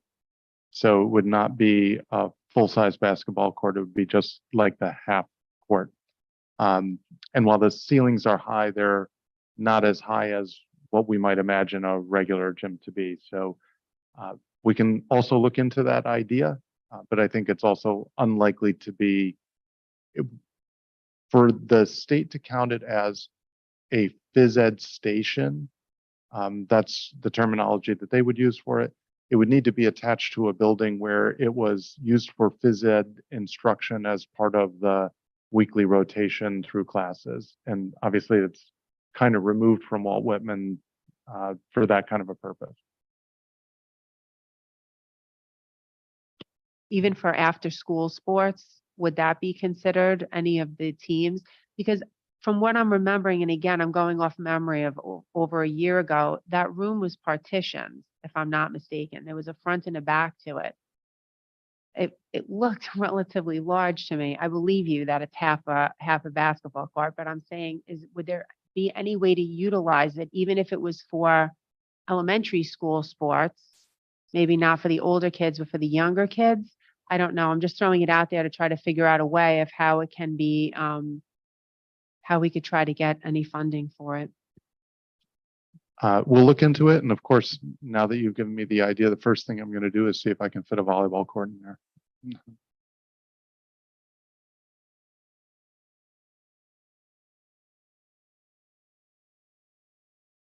Just to piggyback on a few ideas, I was thinking about adult education also, but also driver's ed as another idea to put in there. And the other thing is, if all else fails and we cannot find classroom or educationally purposed rooms, can we lease space in the building to help offset the cost?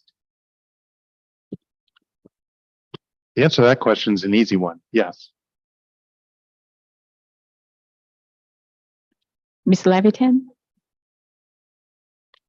How about scope programs? Could that potentially be sort of like a hub, if you will, for our 7 elementaries? I mean, that creates an excellent, in retrospect, idea for the kids to kind of like all, get to know each other before, wait years before they get to high school.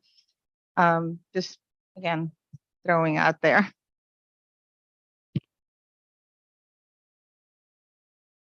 Thanks for all these ideas. We'll look into all of them. All right. Ms. Koshia?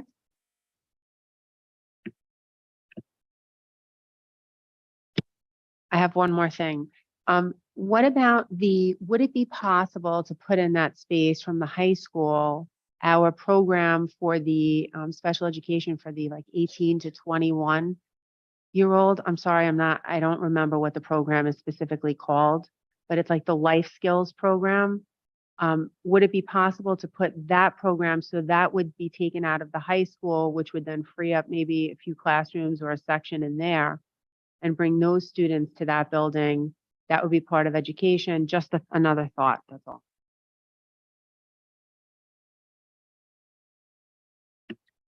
Are there any more questions? Okay, and thank you, Dr. Rogers, for the presentation. So at the next board meeting, we'll be discussing the Mascot selection process. We will begin that process and then to give the administration more guidance on how to proceed to the next step. Okay, and next is the Board of Education update. Since the August Board of Education meeting on August 28th, the board has attended the Superintendent Conference Day staff welcome, as well as the first elementary PTA meetings. Does anyone want to speak about any of these events? All right, so moving on to the next, there are no legislative items, and we are going to do the audience to the public. Okay, you must be a resident in order to come to the podium and address the board. We ask that you state your name. There's a lock at the podium. Please put your name and address when you come up.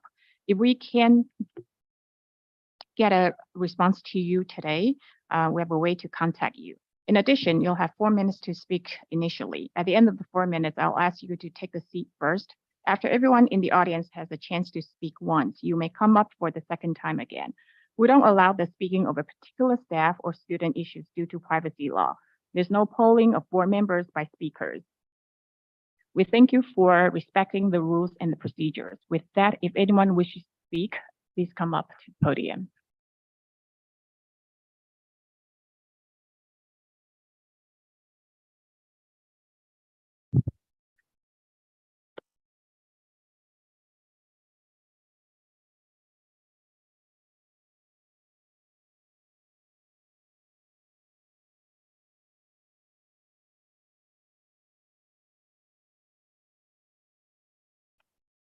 Hi.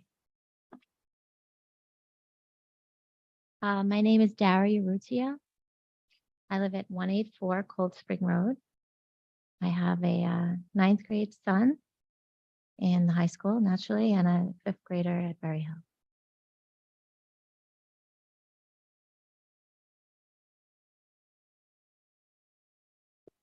Members of the board, I come before you today to ask you to reassess the decision to impose a 6-day calendar on the early morning activities at the elementary level. I know that the rollout of the 6-day calendar will inevitably have bumps along the way, and while the jury is still out on the extent of the benefits of that a 6-day calendar has, I would like to explain to you some challenges that parents will have with the early morning 6-day cycle. Ask any parent, especially a working parent, and he or she will tell you that the better part of the first few weeks of school is spent being a logistical manager. Who is taking who where, when, before, and after school are the things that we try to figure out the first few weeks. Many of us have grandparents and or hired daycare providers to come in the morning to help get our kids off to school. Grandparents do not operate on a 6-day schedule. It is going to be very confusing and might in fact be impossible to change early morning daycare on a weekly basis, which would be an inadvertent consequence of a 6-day early morning schedule. In truth, whatever my children do during school hours, whether that be a red-white schedule, a 6-day schedule, or a 5-day schedule, that happens within the walls of the school, and I trust the board to have my child's best interest in mind. However, to impose the complexity of a 6-day schedule on parents will make our already challenging routines even more complicated. Even the most conscientious parents with the best intentions will inevitably forget which day on the 6-day cycle we are on, resulting in our children missing an opportunity to participate in either extra help or music. I'd also like to address the impact of extra help on the 6-day cycle. At a quick glance, and this is just me counting days on a calendar, extra help would ordinarily meet 33 times from October until the second week of June when it ran on Wednesdays. With the 6-day calendar, extra help would only meet 26 times if it was scheduled on, say, day 3. That's over 20% less contact time. To confound this issue of having less opportunities for extra help in a calendar year, this valuable time will occur on a Friday, 16% of the time, or 1 out of every 6 weeks. Not only is extra help on a Friday arguably the least ideal day of the week when it comes to extra help, the children will not have another opportunity to meet again until the following Monday. That's 2 weekends, which is too much time to apply learned skills and strategies with fidelity. I know that teachers are available at any time to support students, but that extra help time is invaluable, especially to those that do not receive extra supports, but just need a bit more time to finish an assignment or a bit more reteaching to fully grasp a concept. Wednesday was an ideal day. This is what it looked like in my house. My daughter would come home, say on a Monday or Tuesday, telling me that either she didn't get to finish a writing assignment or was confused about a math concept, and we'd agree that off to extra help she'd go on Wednesday. With a 6-day schedule, she might come home on a Monday, confused with a certain lesson, only to find that extra help was on day 3, which was that Monday morning. And she wouldn't have another chance to attend extra help until the following Tuesday. Similar to less contact time and extra help, the negative impact that this schedule would have on early morning band, orchestra, and chorus would be just as significant, if not more. Remember, out of a typical 33 days of mornings in a school year, we are now looking at 26. 7 less lessons for music per year, or 3 to 4 less lessons per concert performance. I know that our music teachers work so very hard to get our young children ready to perform for the community.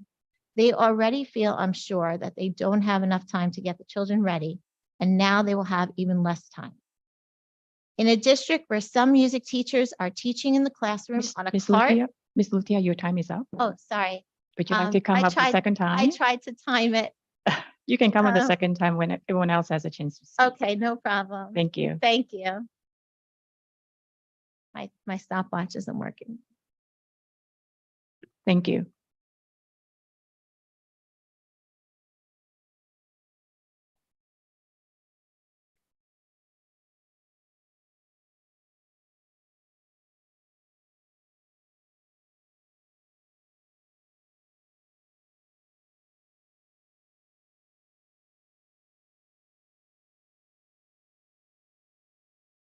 Good evening, Dr. Rogers and trustees. My name is Melissa Hendricks. My son is a first grader at Robbins Lane. I, like many in this community, moved here to be a part of this school district, to make sure that my kids had the benefits that the school district has always provided. This school year, I was surprised to learn that one of the classrooms in our school for the first grade was dissolved, and the class size increased by over 30% to a 25 classroom for the first grade classes. I'm grateful to our principal, Mr. Myers, for trying to help me understand how this happened and the policy that the board has in place that dictates this classroom size. To my understanding, we're short maybe 1 or 2 students. I'm not 100% sure to make that 4th classroom. My concern is that what are the supports that the kids are going to be getting in these 3 rooms now that are much larger than many of the other first grade classrooms in the district and the previous classes that have gone through Robbins Lane that have been around 21, 22, 20. What kind of supports are going to go into these rooms? My concern is the October 15th date, that if a child is to move into Robbins Lane in that grade by that point, that a class would be created. I don't want my son to experience that instability over the first 6 weeks of school if that should happen. And I also think that, just simply adding another teacher into the room may not be the best solution either. I don't expect, anybody here to wave a magic wand and create another classroom this school year, but I also don't want to see this as a precedence for this school district that our classrooms are starting to get bigger and bigger and bigger.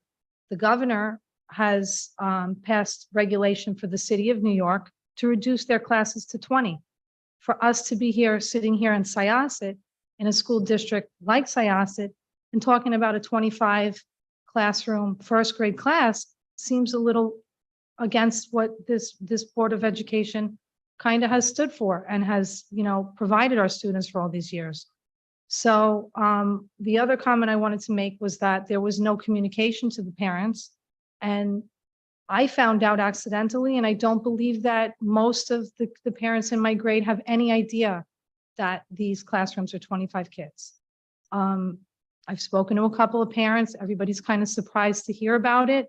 There was absolutely no contact made or any discussion at all. 30% increase is a lot when you're not expecting it. So I feel like maybe a little bit more communication would have been better. We could have had an understanding of what kind of supports the teachers were getting.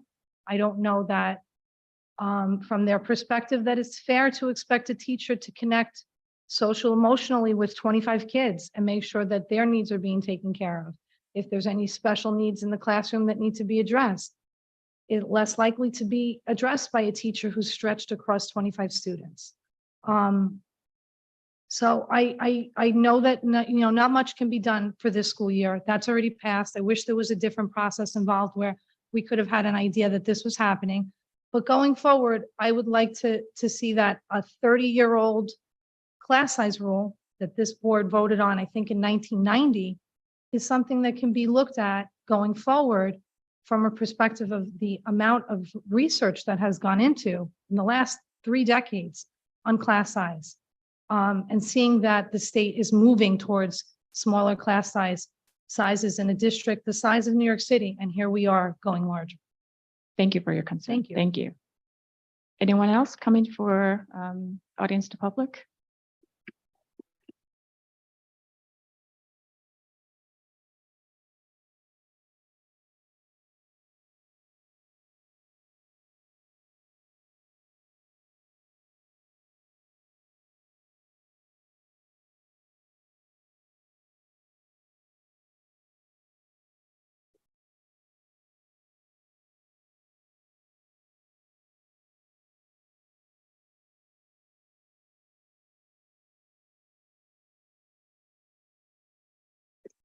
Hi, my name is Alexa Lim, and I'm from Syosset High School. I'm in 10th grade, and I'm in Troop 205G. And I would like to ask the board, what programs does Syosset offer to help families with food insecurity?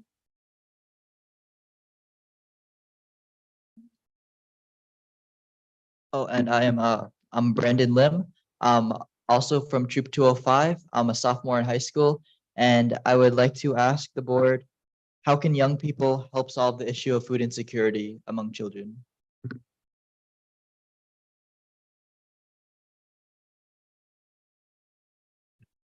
Thank you. You may take a seat now.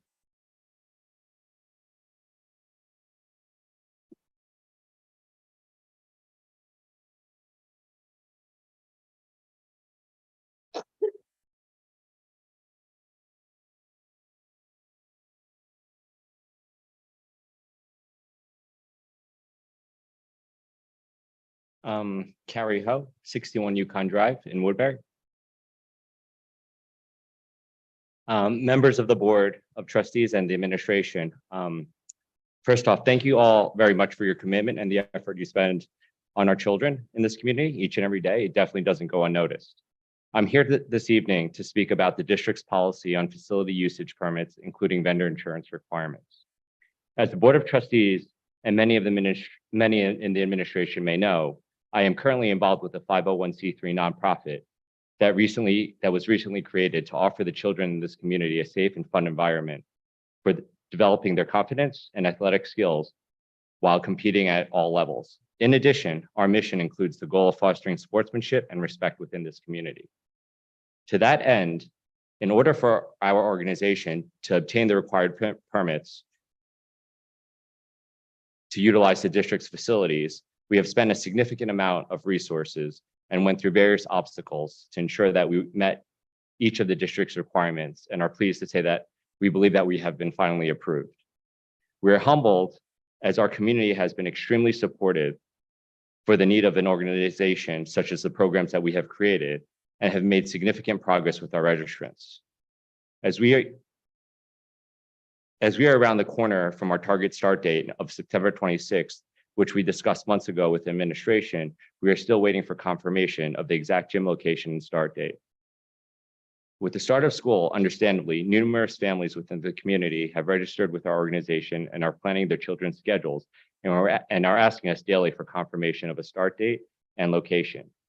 Now we have fulfilled each of the district's requirements and requested the dates from the facility requested the start date and the facility location months in advance. Could you please let us know when we would be able to communicate and confirm with the community that's asking these questions?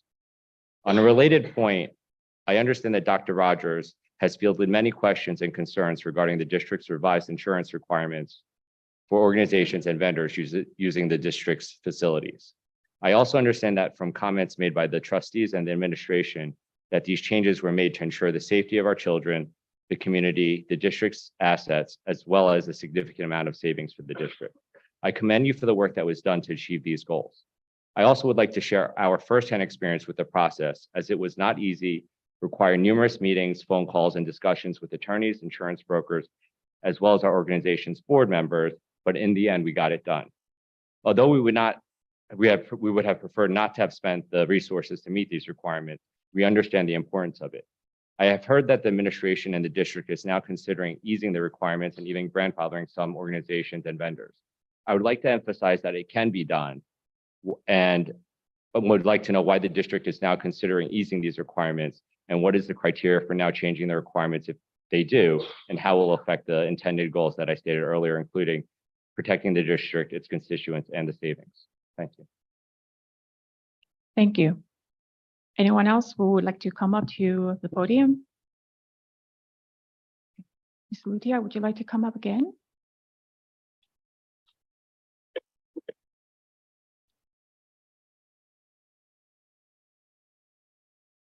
I don't have much more, but thank you. So just bringing home the point about early morning music being on a 6-day cycle. I feel that the teachers, the music teachers are already under pressure to create a worthwhile performance for the community, given the lessons that they have. Now those lessons will be cut by 3 to 4 lessons per performance. I feel that it is very important for the children to have a real music environment to learn music, as many of our elementary schools have music on a cart, which push into the classroom. Early morning chorus, band, and orchestra was a chance for them to experience music on a stage, music in an auditorium or all-purpose room, a real musical setting. Going back to the early morning scheduling that now is going to be coordinated at home to get our children on the 6-day cycle. I also can almost guarantee you that significant attendance for early morning music will drop off. Attendance in early morning music is already an issue.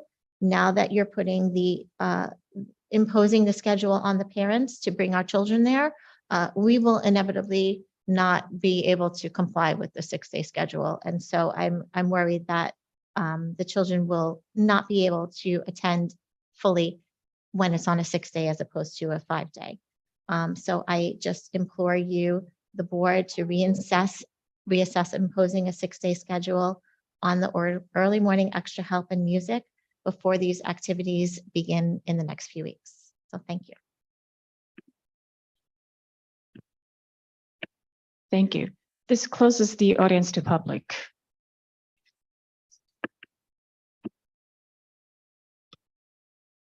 Well, I'm going to address our students' question first, because we need to get you home and get you sleep, and you should have your homework done by now. So a couple things. Sorry. Yes, I would have timed myself at 4 minutes and then I would have had to stop. So first of all, I think it is amazing and wonderful that you're concerned about food insecurity. So I applaud you for that. And I think you probably know that I like writing about the kinds of things that young people do to make our world a better place. And this sounds like the kind of thing that I love hearing about. So part of this is going to be, what can you do to address food security? But I'll tell you what the school district works on. So over the course of the last several years during the pandemic, the government that we work with that provides us with resources for our school lunch program did something remarkable. They made the school lunch program free for the years of the pandemic. So what we did was, particularly when it was not easy to do, we maintained our food service program and we provided free food for any family that was in need.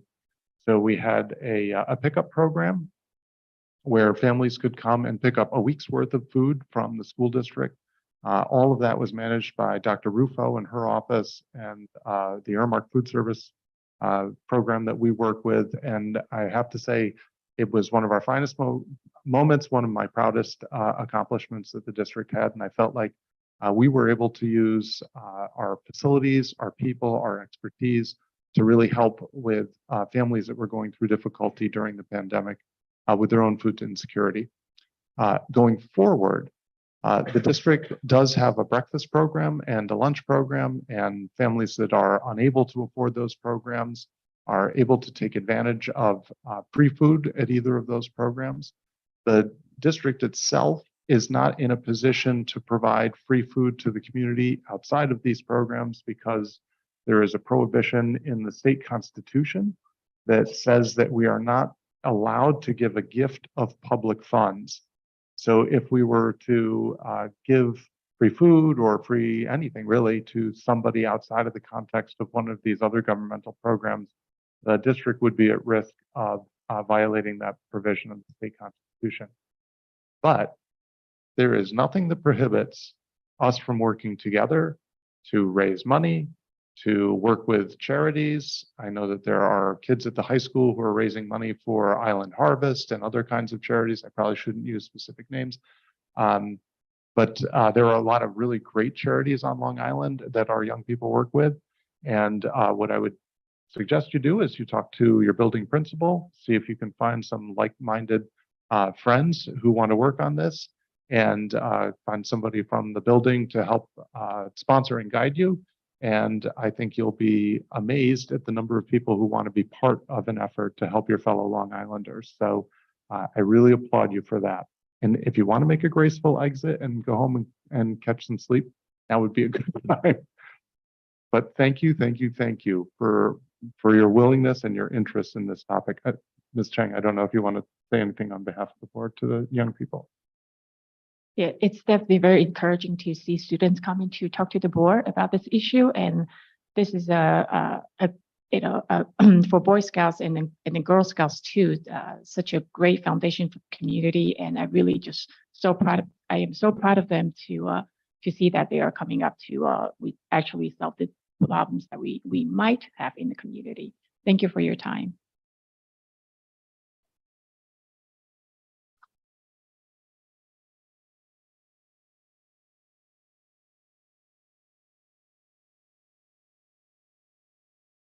So next, I'll talk a little bit about the logistical hurdles of the 6-day cycle. I'm going to ask Dr. Curry has been sort of very closely involved with this work. I know that she and the elementary principals had yet another meeting today.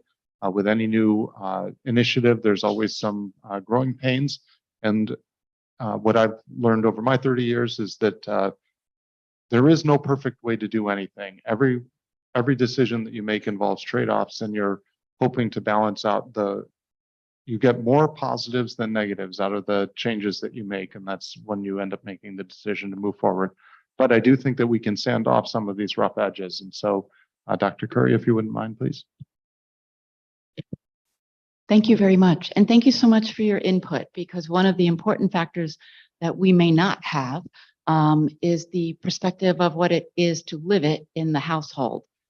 So the input that you've shared is important, and we are constantly taking a look. It is a new program, but I can assure you of some of the great things as a result of it.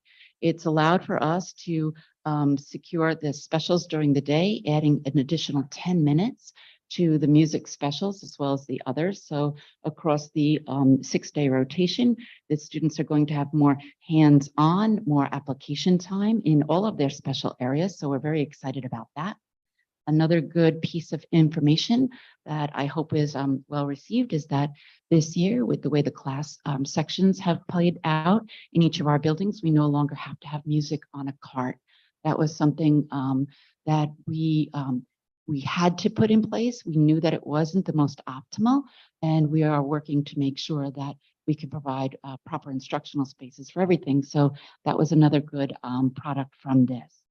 But to the point you're making about the challenge of working through and being accustomed to a 6-day cycle, as well as the need to rely upon whether it's family members or daycare, that's a significant point. And I definitely will bring that back to the principals group because we are working through it.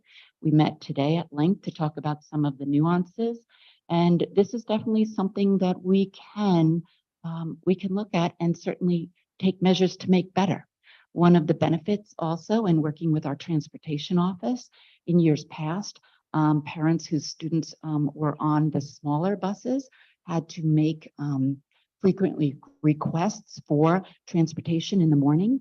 One of the things we were able to put in place, again with the help of transportation, is to do away with that ongoing recurring request. The parents simply had to make the request initially, and that will be in place for the start of the school year throughout the year. So that will be something that hopefully is well received also. But I will bring back your point to the principal team, and we'll take whatever measures we can to rectify that point. I'll talk a little bit now about class size policy, although Ms. Hendricks, you seem well informed on it. The board has had a longstanding class size policy. When I arrived at the district 10 summers ago, I learned that the way the policy was implemented was in any class that might be close to splitting, the students were not assigned a teacher, not even on the first day of school. Instead, the students were ushered into the gym and were physically counted in the gym. And then at that point, determination was made how many classes there would be. For lots of reasons, I felt that that was not a great way for parents or for kids to acclimate to school on their first day, particularly for very young kids. And I spoke with the board at the time, and we put a different process in place where we picked a day right at the end of the summer. And on that day, we have an algorithm for the classes that we split. We use that algorithm, we apply it the same to every building, to every class, et cetera, so that we don't find ourselves in a position where we did something different for one class than we did for another. So over time, with so many sections and so many grade levels and so many buildings, sometimes one is bigger than the other, sometimes one is smaller than the other, and which ones are big and small does tend to change over time. That said, one other change that we made, I think it was about 7 years ago, was to start organizing kindergarten at 22 instead of 25. So that's smaller than what's in the board's policy, but I spoke to the board at the time, and the board was comfortable with us organizing in that way. So we have the unique situation of a grade level that went from 22 to 25 that changed the composition of the class. But I will say that we do apply this identically in all buildings and among all grade levels. To your question about the support in the class, I think that is something that SIASA does particularly well. And I would encourage you to have more conversations with Mr. Myers about the kinds of supports that are anticipated. And with respect to the communication, it's not possible for us to communicate about this over the summer, because one of the things that I've also learned is that people register their students later and later in the summer now than they did when I first arrived here 10 years ago. That makes it challenging to know just exactly how many students we're going to have on the first day of school. So we do wait until the very last possible moment. And in fact, there was a class that split literally on the day that we decided that we make the final determinations for sections. So it really is kind of a last minute thing. But once that decision is made, we do communicate to parents who their child's teacher is going to be, so that you can start making contact with the teacher. Perhaps there's an opportunity for us to do a better job of more global communication, and they certainly would want to talk with the team about what's been done in the past and where they think there's opportunities for us to do better. And then lastly, in terms of the insurance of the district, brief history, although again, you seem well informed on the topic.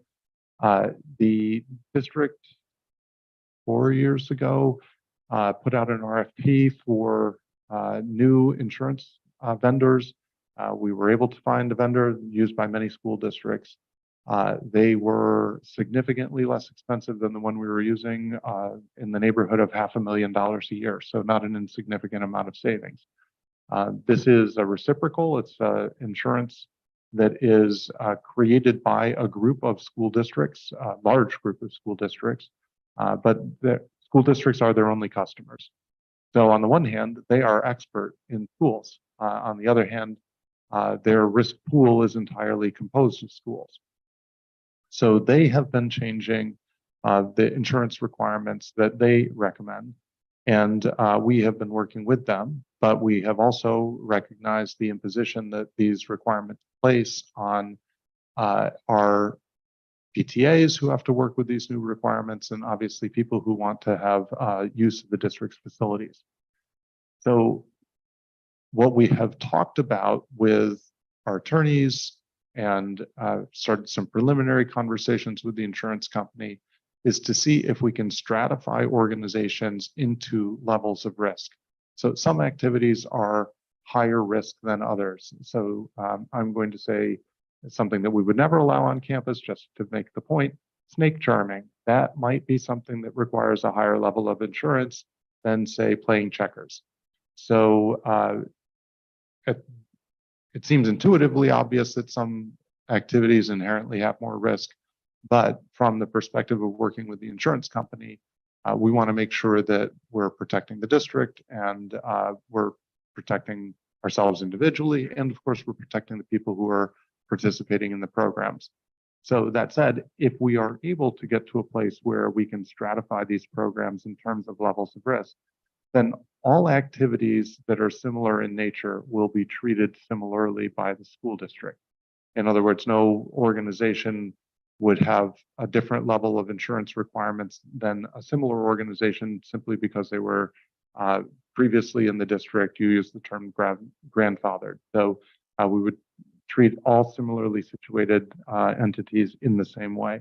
But we're not there yet. But we were, again, trying to work with the community who is trying to take advantage of these facilities. We want that to be as easy a process as it can be. Sorry that it has not been as easy a process as we might have hoped. I do hope that your facilities use permit is concluded soon so that you can make the decisions that you need to make. And that gives you the context for where we're at in terms of trying to make it a little bit easier for folks to work with us. And I think that clears the question. Okay, thank you. Now we're moving on to discussion items. The first discussion item is the high school start time. The board started the discussion of high school start time almost 7 years ago, but was interrupted during COVID. After learning the multiple options that was also presented today, I personally feel that we should keep the high school start time due to several reasons, including the potential cost involved, lack of strong support, the potential disruptions to Syosset students and staff and every family in Syosset due to the change. And I'd like to see if anyone else has anything to add to this discussion. Thank you. Mr. Greco?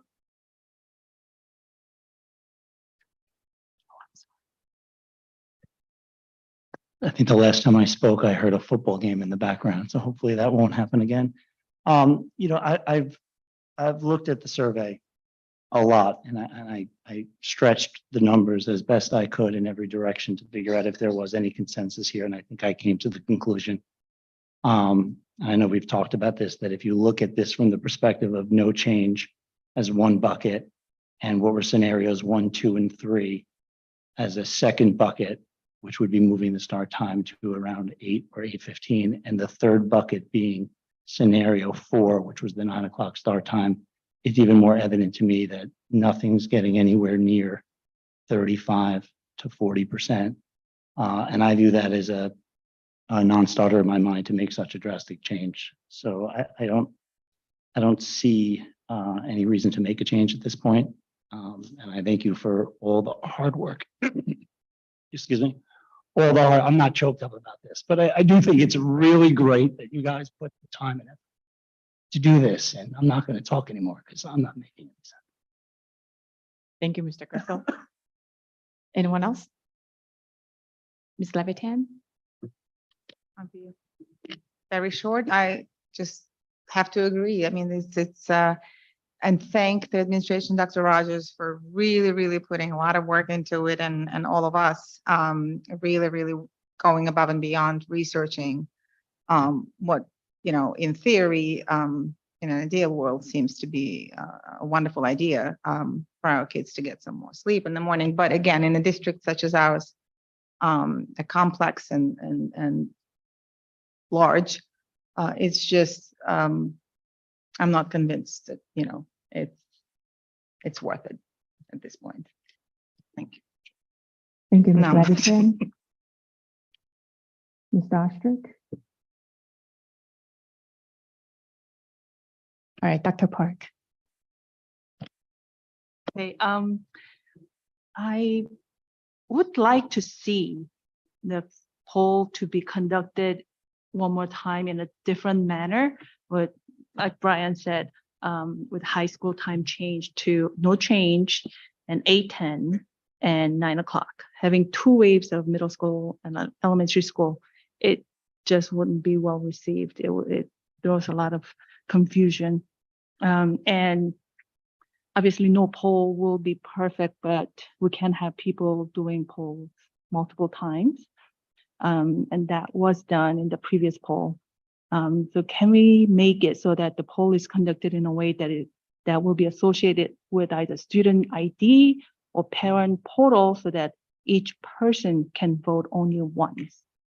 Also, can we make a platform for the community members and teachers to weigh in with their comments, but so that we don't miss any important factors, but excuse them from participating in the poll for the time change? I'm sure many of the teachers have very insightful information about when the best time would be for our students to start school. So we don't want to miss that, but we need to see what the parents and students want without the data being altered by other factors. And basically at the end of the day, we're here for the students. That's our job. Our students' well-being and their success should take precedent over any other factors in determining the schedule. The studies have shown that the model we have is not ideal for our students. The American Academy of Pediatrics has recommended that middle school and high school start at 8:30 or later to give students the opportunity to get the amount of sleep that they need. And American Academy of Sleep Medicine report that during puberty, adolescents become sleepy later at night and need sleep later in the morning as a result in shifting biological rhythm. And in the same article, it quotes that adolescents who do not get enough sleep are more likely to be overweight, not engage in daily activities, suffer from symptoms of depression, engage in unhealthy risk behaviors such as drinking, smoking, and using illicit drugs, perform poorly in school.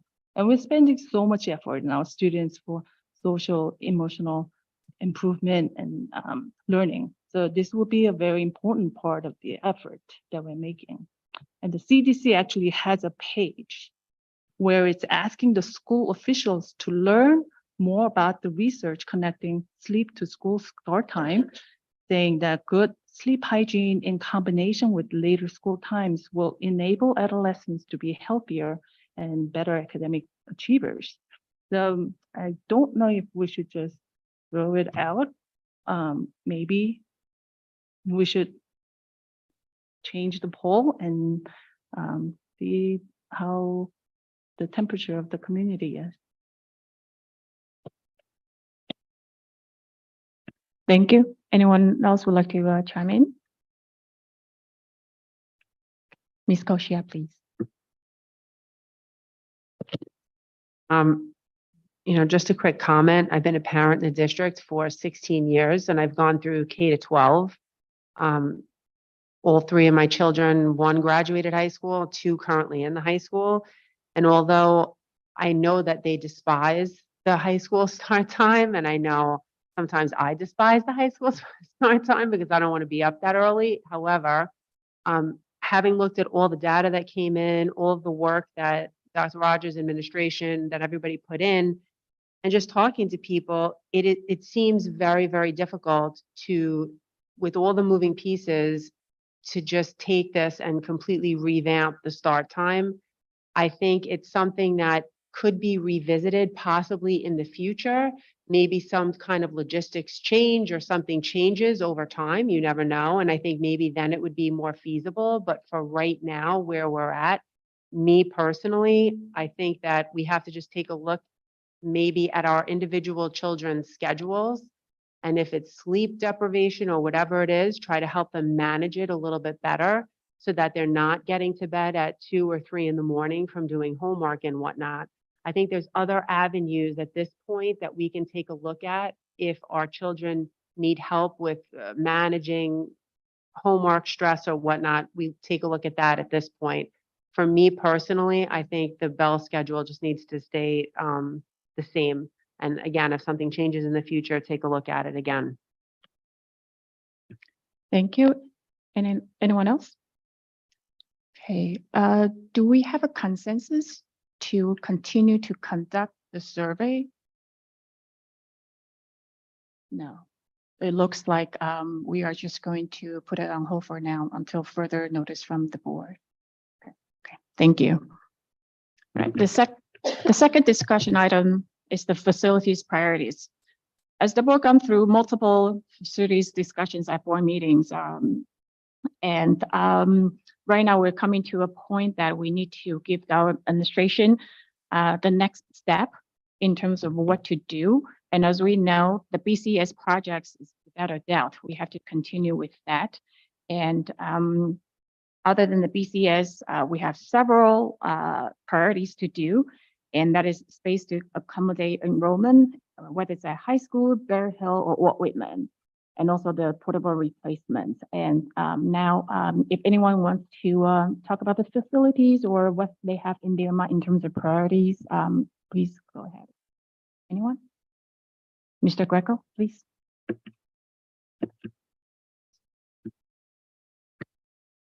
think I'm getting nervous. First a football game and then I ate a frog. So now, this is a really simple question. We've talked about what was in the BCS as being no-brainers.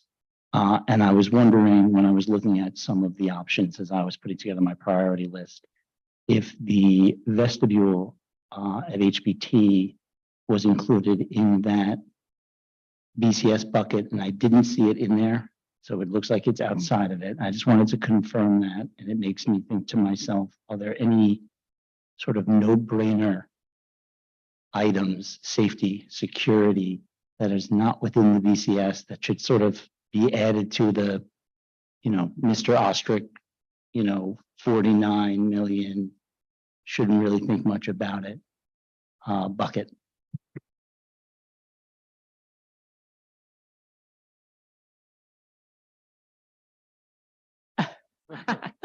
Mr. Ostrich? That was a dubious distinction. Thank you for that.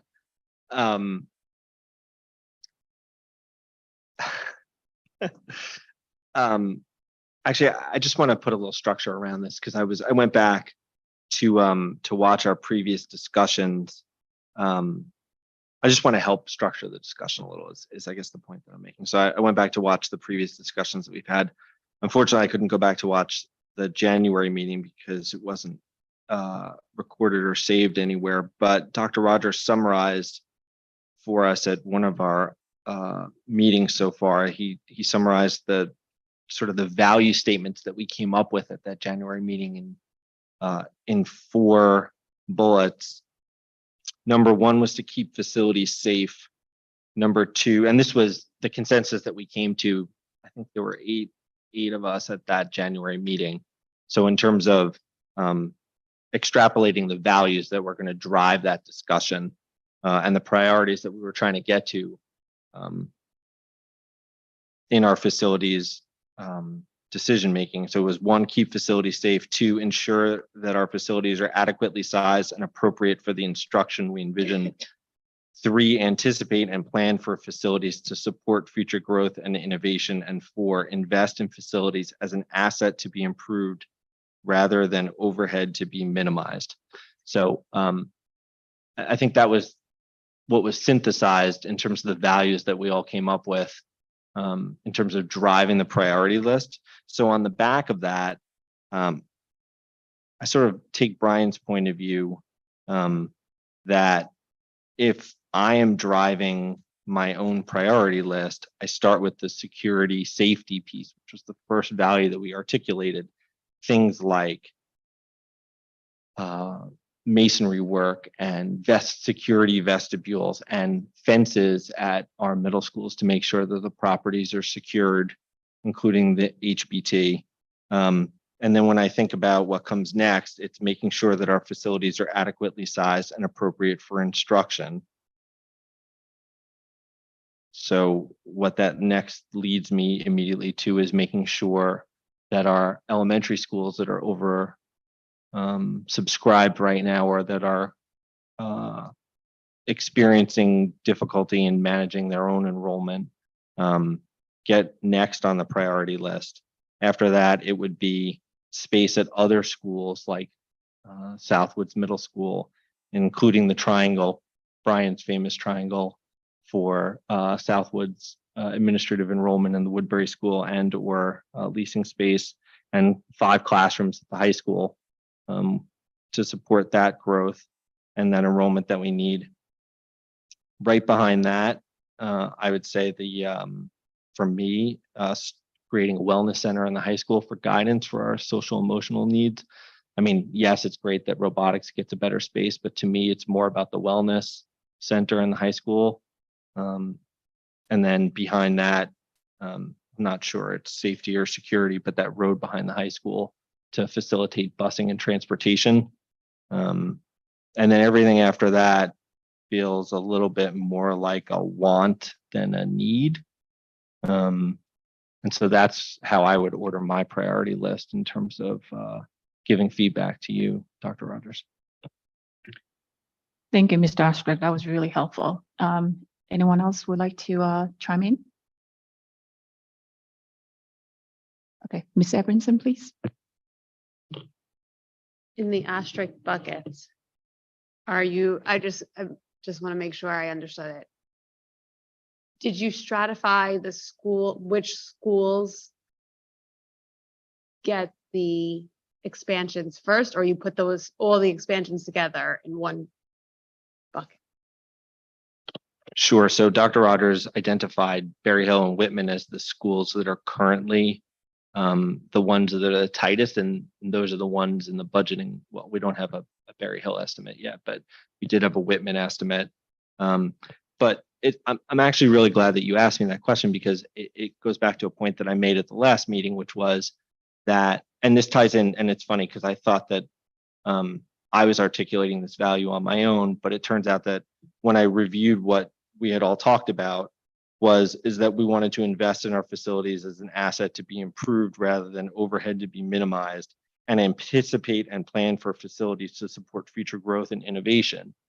So if those are the values that we were expressing in terms of how we were going to be structuring the spending on the schools, I view our elementary school expansion not as slapping 4 new classrooms onto buildings that are currently overburdened and hoping that that build is big enough and good enough to get us through the next 5 years, and we'll worry about everything else 70 years from now again, as that building approaches its 70-year life, but rather the opportunity for us to strategically over the next period invest in all of the elementary schools to bring them up to the same level that the high school has been brought up to in terms of its absolute, I don't want to call it majesty, but let's just say that it's very well appointed.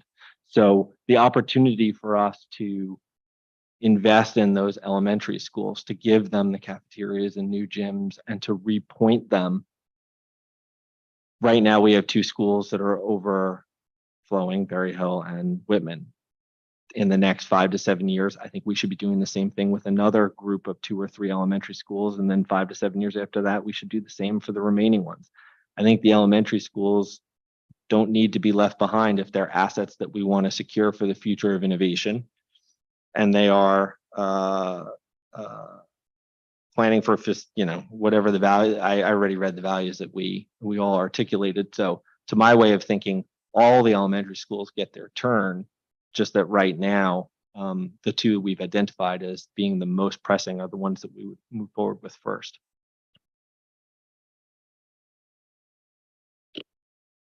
I agree, but that's not what I meant.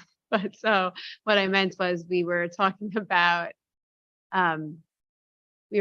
Berry Hill and Women because they are experiencing what they're experiencing, which is also going to be at Southwood, which is also going to be at the high school. And are those in your bucket together? And the portables, are those all in the bucket together as the next step, or are those, or you have the elementary separated from the middle school, separated from the high school, and different levels of need? Just before I go, I agree with Jack. I just want to understand where you are. So the way I understand this problem stratified in time is we need to make decisions for the next 3 to 7 years in the budgeting process that we're thinking through in terms of the first run of projects. And when we actually execute those projects, will be spaced out over time. But in terms of what I think I understand, and Dr. Rogers, this is where you jump up and down and wave your arms and say, Jack, you don't understand what you're saying, is that we are trying to appoint the next 3 to 7 years of projects now, and then the next set of 3 to 7 year projects after that. So within that bucket, the 2 elementary schools, repositioning Southwoods, which is I think it's a 5-year problem, and then getting started on the high school, which would be 5 classrooms. I have no vig in whether or not we do 5 classrooms with a library, 5 classrooms without a library. I'd rather shave a couple $1 million if it's all the same. But the point is getting a start on that bucket in the next 3 to 7 years, and then revisiting the next 3 to 7 year period 5 years from now.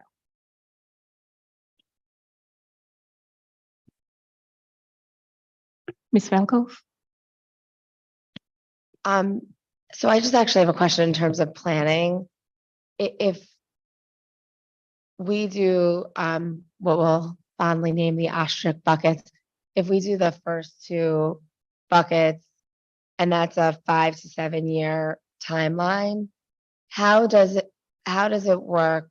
If you could just explain, because I'm still unclear, so I'm guessing other people might be too, on voting, budgeting, getting approval. How does that work? So if we say like phase 1 is bucket 1 and bucket 2, and that's 5 to 7 years, then we say, okay, and then the next, phase 2 would be auditorium, sporting, whatever we decide we want to do. But following that, how does that go when we need to get approval for funding? Do we make a game plan for funding for the next 10 years? Or do we break it up into 2 different things? So it's 2 different votes. I'm not sure how that works. Ms. Koshia? I'm agreeing with Jack as well of what he's saying as far as putting in order of priority. My only concern with that is just focusing on Berry Hill and Walt Whitman as far as space, which is an obvious priority. The other elementary schools that have those portables, many of them are falling apart. And if we don't address it within this round to some degree, we're going to have in 5 to 7 years classrooms that are not going to be usable, in my opinion. They're going to just have to be closed rooms because there are a lot of issues with those buildings. So we have to be really strategic in what we're picking, because at the end of the day, unless we have a list of the BCS projects organized the way we're saying, with then Walt Whitman, Berry Hill to add the space, and then the portals at the other school, I think we need to have a list of what all of those financially, what that number would entail. Because I think at this point, all of the quote unquote extras that we would love to have, but we know that they're not feasible right now. Like, an extra pool facility at the high school, I think that's a fabulous idea. But I don't even think that's something, me personally, I could even look at when we know that there's so many other high priority items. So the other portables is a concern for me time-wise.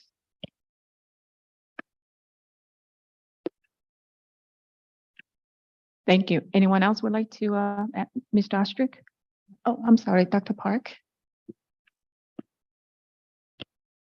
And when I add all this up, it's about $108 million ones that we have the quotation for.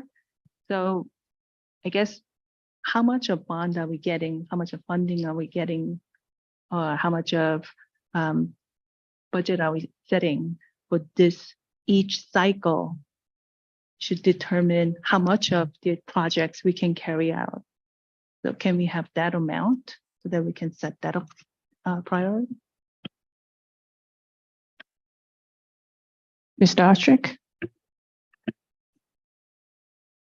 So I think those points about the portables are very good ones. I can't remember off the top of my head which of all, I know Village has portables. Which of the other? We got Bayless, 2 classrooms, but we need 3 classrooms. And Village has 4 classrooms, but requesting 5 according to the March 2023. I was trying to get to was the state of the portables, not that I want to play relative portable state game. Which portables are in worse condition. That's not the object here, but in terms of the concern about structural failure and replacing them, the question about what are the potential cycles that we need to consider replacing the portables within what period of time, and is there sort of a relative order in your mind, which ones are worse? And as to the other question, I think Shani was discussing, which is, I feel like for us to jump into the which is bond, which is budget, which can be done at which amount, I feel like that's the sources and uses question. I feel like that's the part that comes sort of near the end when we're optimizing, in terms of like how much is in the budget, how much is in the bond, et cetera. I feel like that's sort of the last piece of the optimization of, here's the priority list, it's going to come to this amount, and then we tweak at the end and go, there's a little more room in the bond, maybe we can add one more thing. There's more room in the budget, maybe we could add one more thing. There's too much bond, maybe we could take it away. But that's a discussion sort of, I feel like sources and uses comes at the end. But that's just one opinion. Ms. Levitan? Can't agree more with Jack. I think we all agree basically here that the number one bucket, which is the safety, security, and code, I would throw in here as well, right? So that needs to be done, correct? So we all agree on that one. And I would absolutely, to me, the portables belong in this category bucket. So for myself, I'd like to start seeing more of a perhaps like an itemized list in this bucket. That would help me.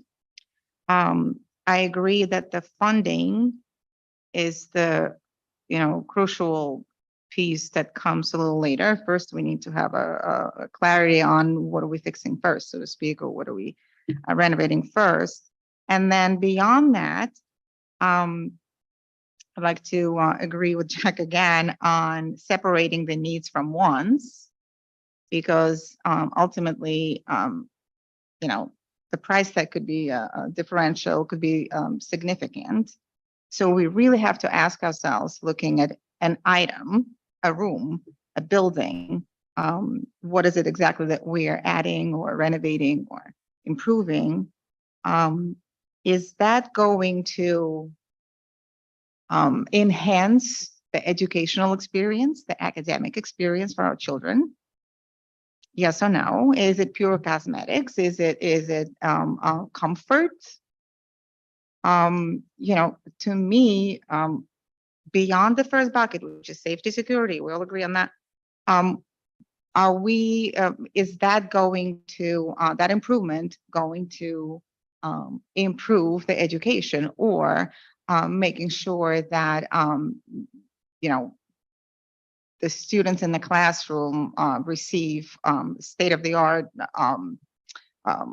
last generation, they use last generation technology. So those kind of things, I feel like critical. There's a difference, in other words, to use it as an example, right? So there's a difference between robotics needs and social studies class, where essentially you need, you don't really need much equipment, right? We discuss, we talk, perhaps a board, a teacher, a notebook on that computer, and that's it. Whereas, in science classes, classrooms,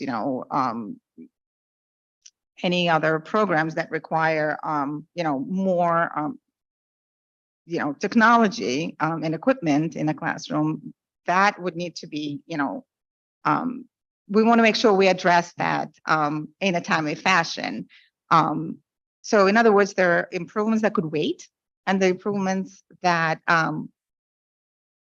we really need to do in a hurry.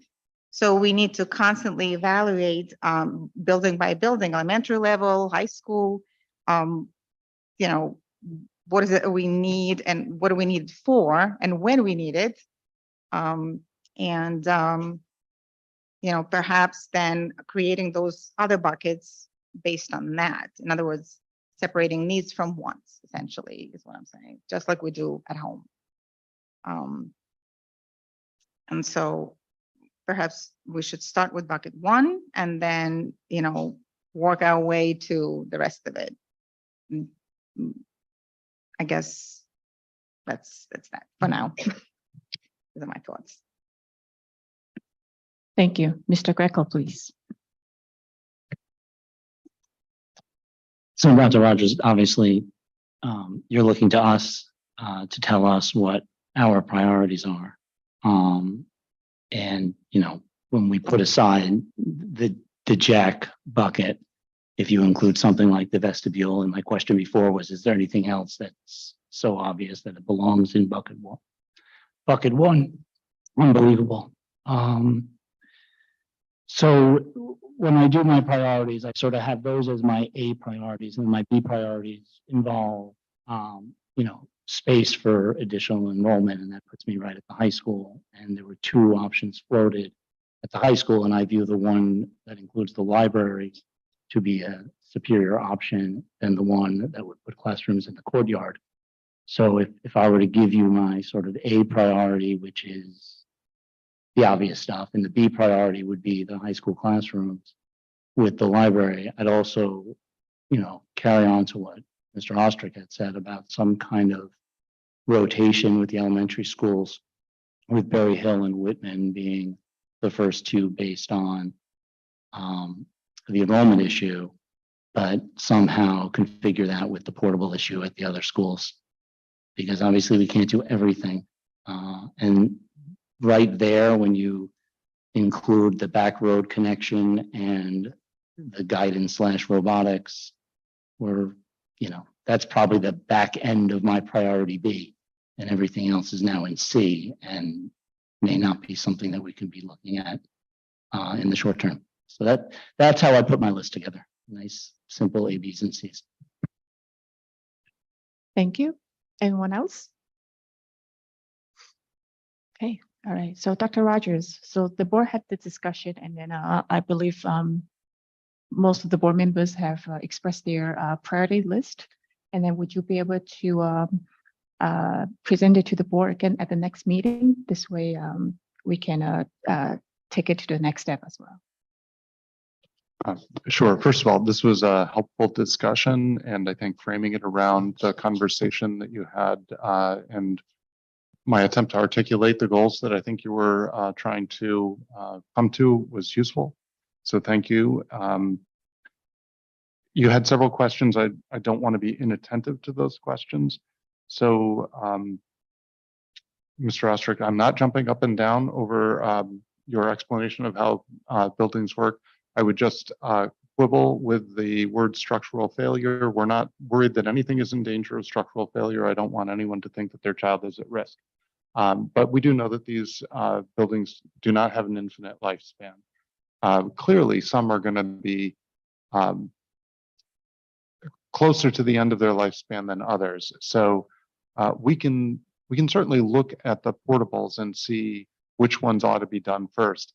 I don't know off the top of my head if the ones at Berry Hill and Whitman are also the oldest of the group. So that will require some work on our part to come back to you and give you some ideas.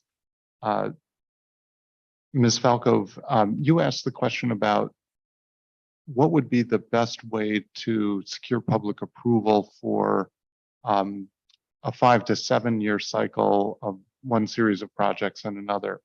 So the advantage of seeking all approval at once is that you know the entire scope of all the work that you're going to do. The disadvantage of doing the approval at once is A, the number is bigger, and B, if you're not really planning on doing some of the work for 7 years out, in all likelihood, whatever estimate you have for what that will cost 7 years from now is going to be inaccurate. And so I would more likely recommend that you think in terms of the work that you want to get done, and then we just go and do it. And even there will be a limit to how much work we can do simultaneously, but my inclination will be to take on as much as possible, as early as possible, just to get ahead of inflation. So the more work we do in 2024 dollars, the better off we are than doing it in 2027 dollars. So it'll, from a financing perspective, it's kind of irrelevant, but from a going out and getting bids in the marketplace, we want to outrun inflation as much as we can. So that would be my advice to you.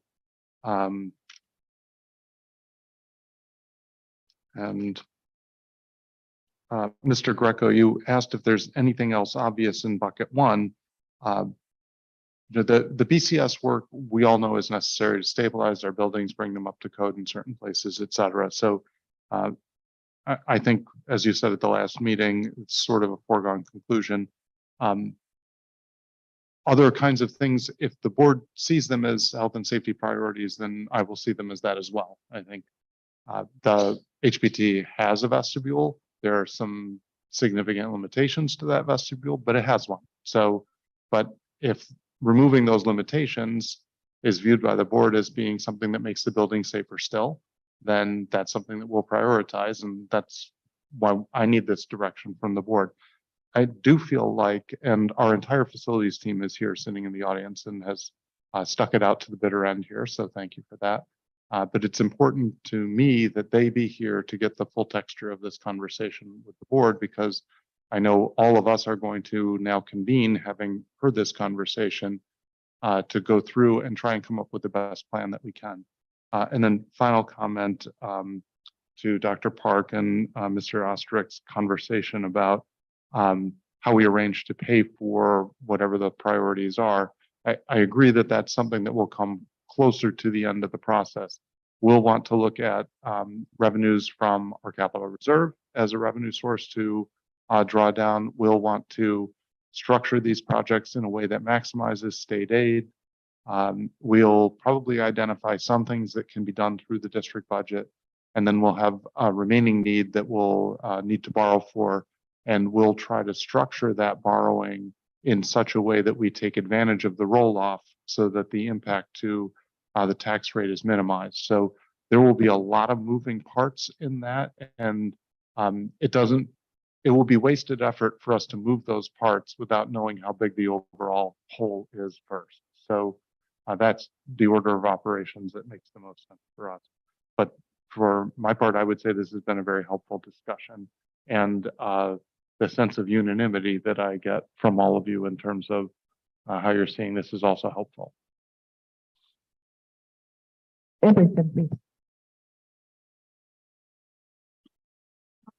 Just add one more thing, if you could, if there's another layer. I'm just kind of on economies of scale. If there's a significant savings, if you're doing one portable to do 5 portables because they all need to be done, if that is something that we can look at as a layer in the priority list, that when we're doing something, it will save money to do it all at the same time or whatever it is. That's something we can include as part of the discussion. Yeah, it's absolutely the right way to be thinking about this. And the way to think about this in terms of, say, the portables is, even if you only need to replace them in kind, let's say 2 for 2, you might want to build a third, because where there's a lot of costs involved in what are called mobilization costs. So by the time you erect construction fences and get the equipment on site and you have a foreman at the job, there's material costs and some labor costs for doing that third classroom, but you don't pay any mobilization costs for doing that third classroom. So there is some advantage to building what you anticipate you might need and doing it all at once, even if the immediate need is not quite there. And my last thing, Shani brought up last meeting that seeing different kinds of portables if they were available, like one that had been around for that was newer or was part of this new I don't remember what you said, the highest end, the middle end, and seeing the prefabs. Yeah, I'm sorry. The prefabs and different things. If we found anything that we could see to see how they held up. Yeah, we've been in contact with our facilities counterpart at the Plain Edge School District. They have newer and, at the end of the range of prefabs that looks more like fully constructed buildings. So what I've been told is that it's indistinguishable from fully constructed buildings. So we're trying, I know we're working right now on picking a date with them. So I don't know off the top of we were playing around with a couple of dates. I don't know where that fell. I'll find out, but we're not ready to give you a date or we already would have. So, but we are working on that. Yes. Dr. Park? And I mentioned needs and wants, and this doesn't come in needs. But I'm not sure. We are trying to be fair to all school students, middle school, especially HBT versus Southwoods. HBT never had track, but Southwood does. Is it a need? I'm not sure. But is it fair to leave it out for another, to the second, third bucket? I'm not sure whether we are being fair to the kids in HBT. Mr. Greco?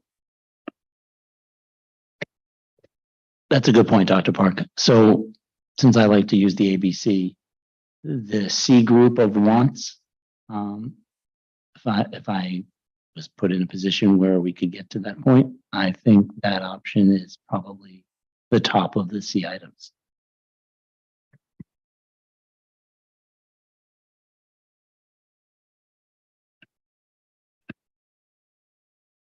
Mr. Ostrick, please. So, I feel like I haven't been, I just want to make the point that it's not that, and I think the board struggles. I know I struggle with this, and I'm not a spokesperson for the board, but I think in watching the deliberations, I think we all have a desire to provide as many of the things on the list as is humanly possible. And it's not that, like, I can envision someone at home thinking, well, the auditorium or the pool is my top priority, so how come it's not yours, right?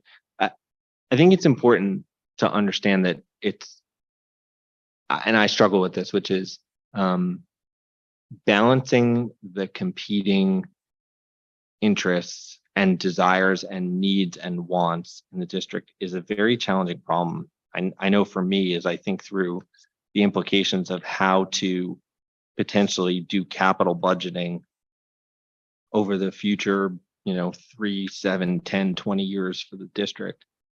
I don't want anyone at home to think that we are lightly passing over any of the options on this list as if they don't matter as much to us as providing resources for the district. I just think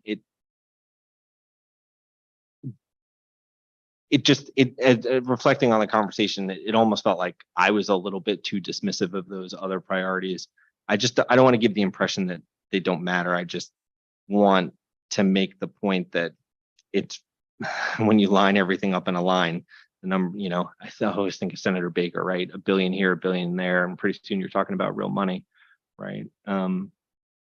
So the one thing I thought back to them was at one point there had been discussions in our finance committee about whether or not there were organizations that the community could found to potentially like a 501c3 foundation or to donate things that are of high priority to the community, to the school. And if there are things that people are motivated highly to see that we can't get to in the budget, that's another thing that ought to be considered out there at home, even if, you know, your favorite project didn't make it in the early conversations so far today. It's not that we don't care.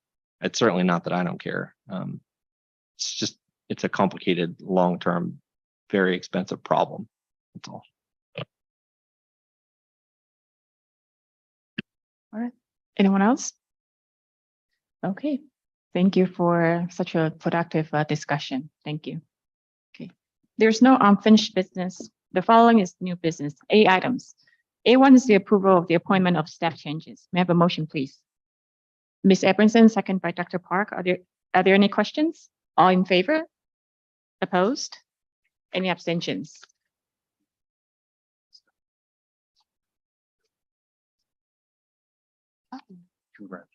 Oh, congratulations. Thank you. Thank you so much for staying the entire time. Thank you.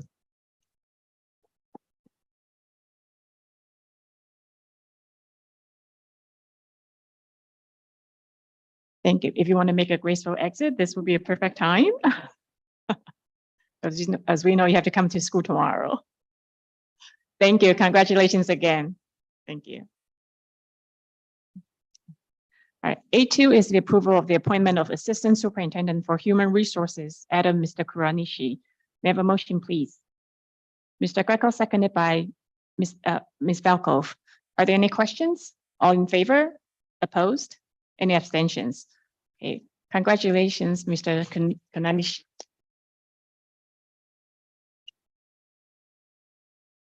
I would just like to take this opportunity to thank the board and Dr. Rogers for this opportunity to work in the district. I'm very excited to join the community and for the opportunity to support students, families, faculty, and staff, and to contribute to the great work in Syosset. So thank you.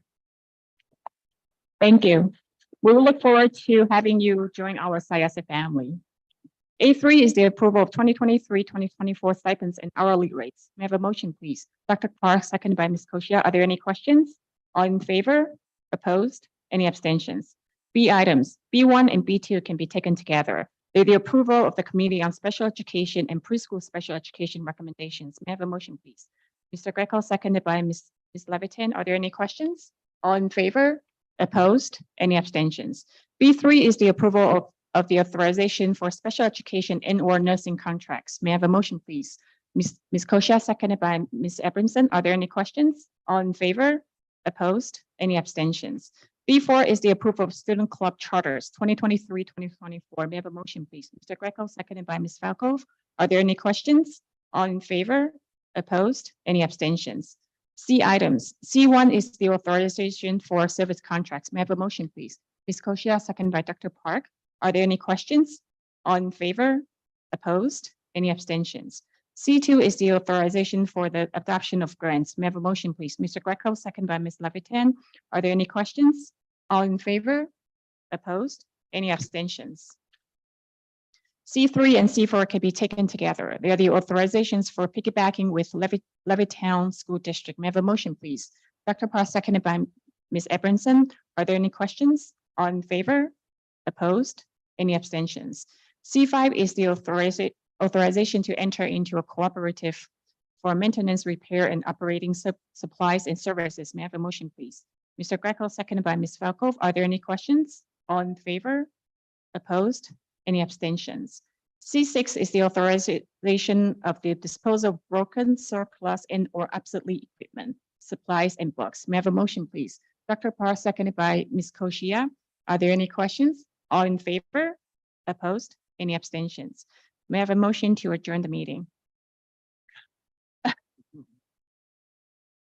I did.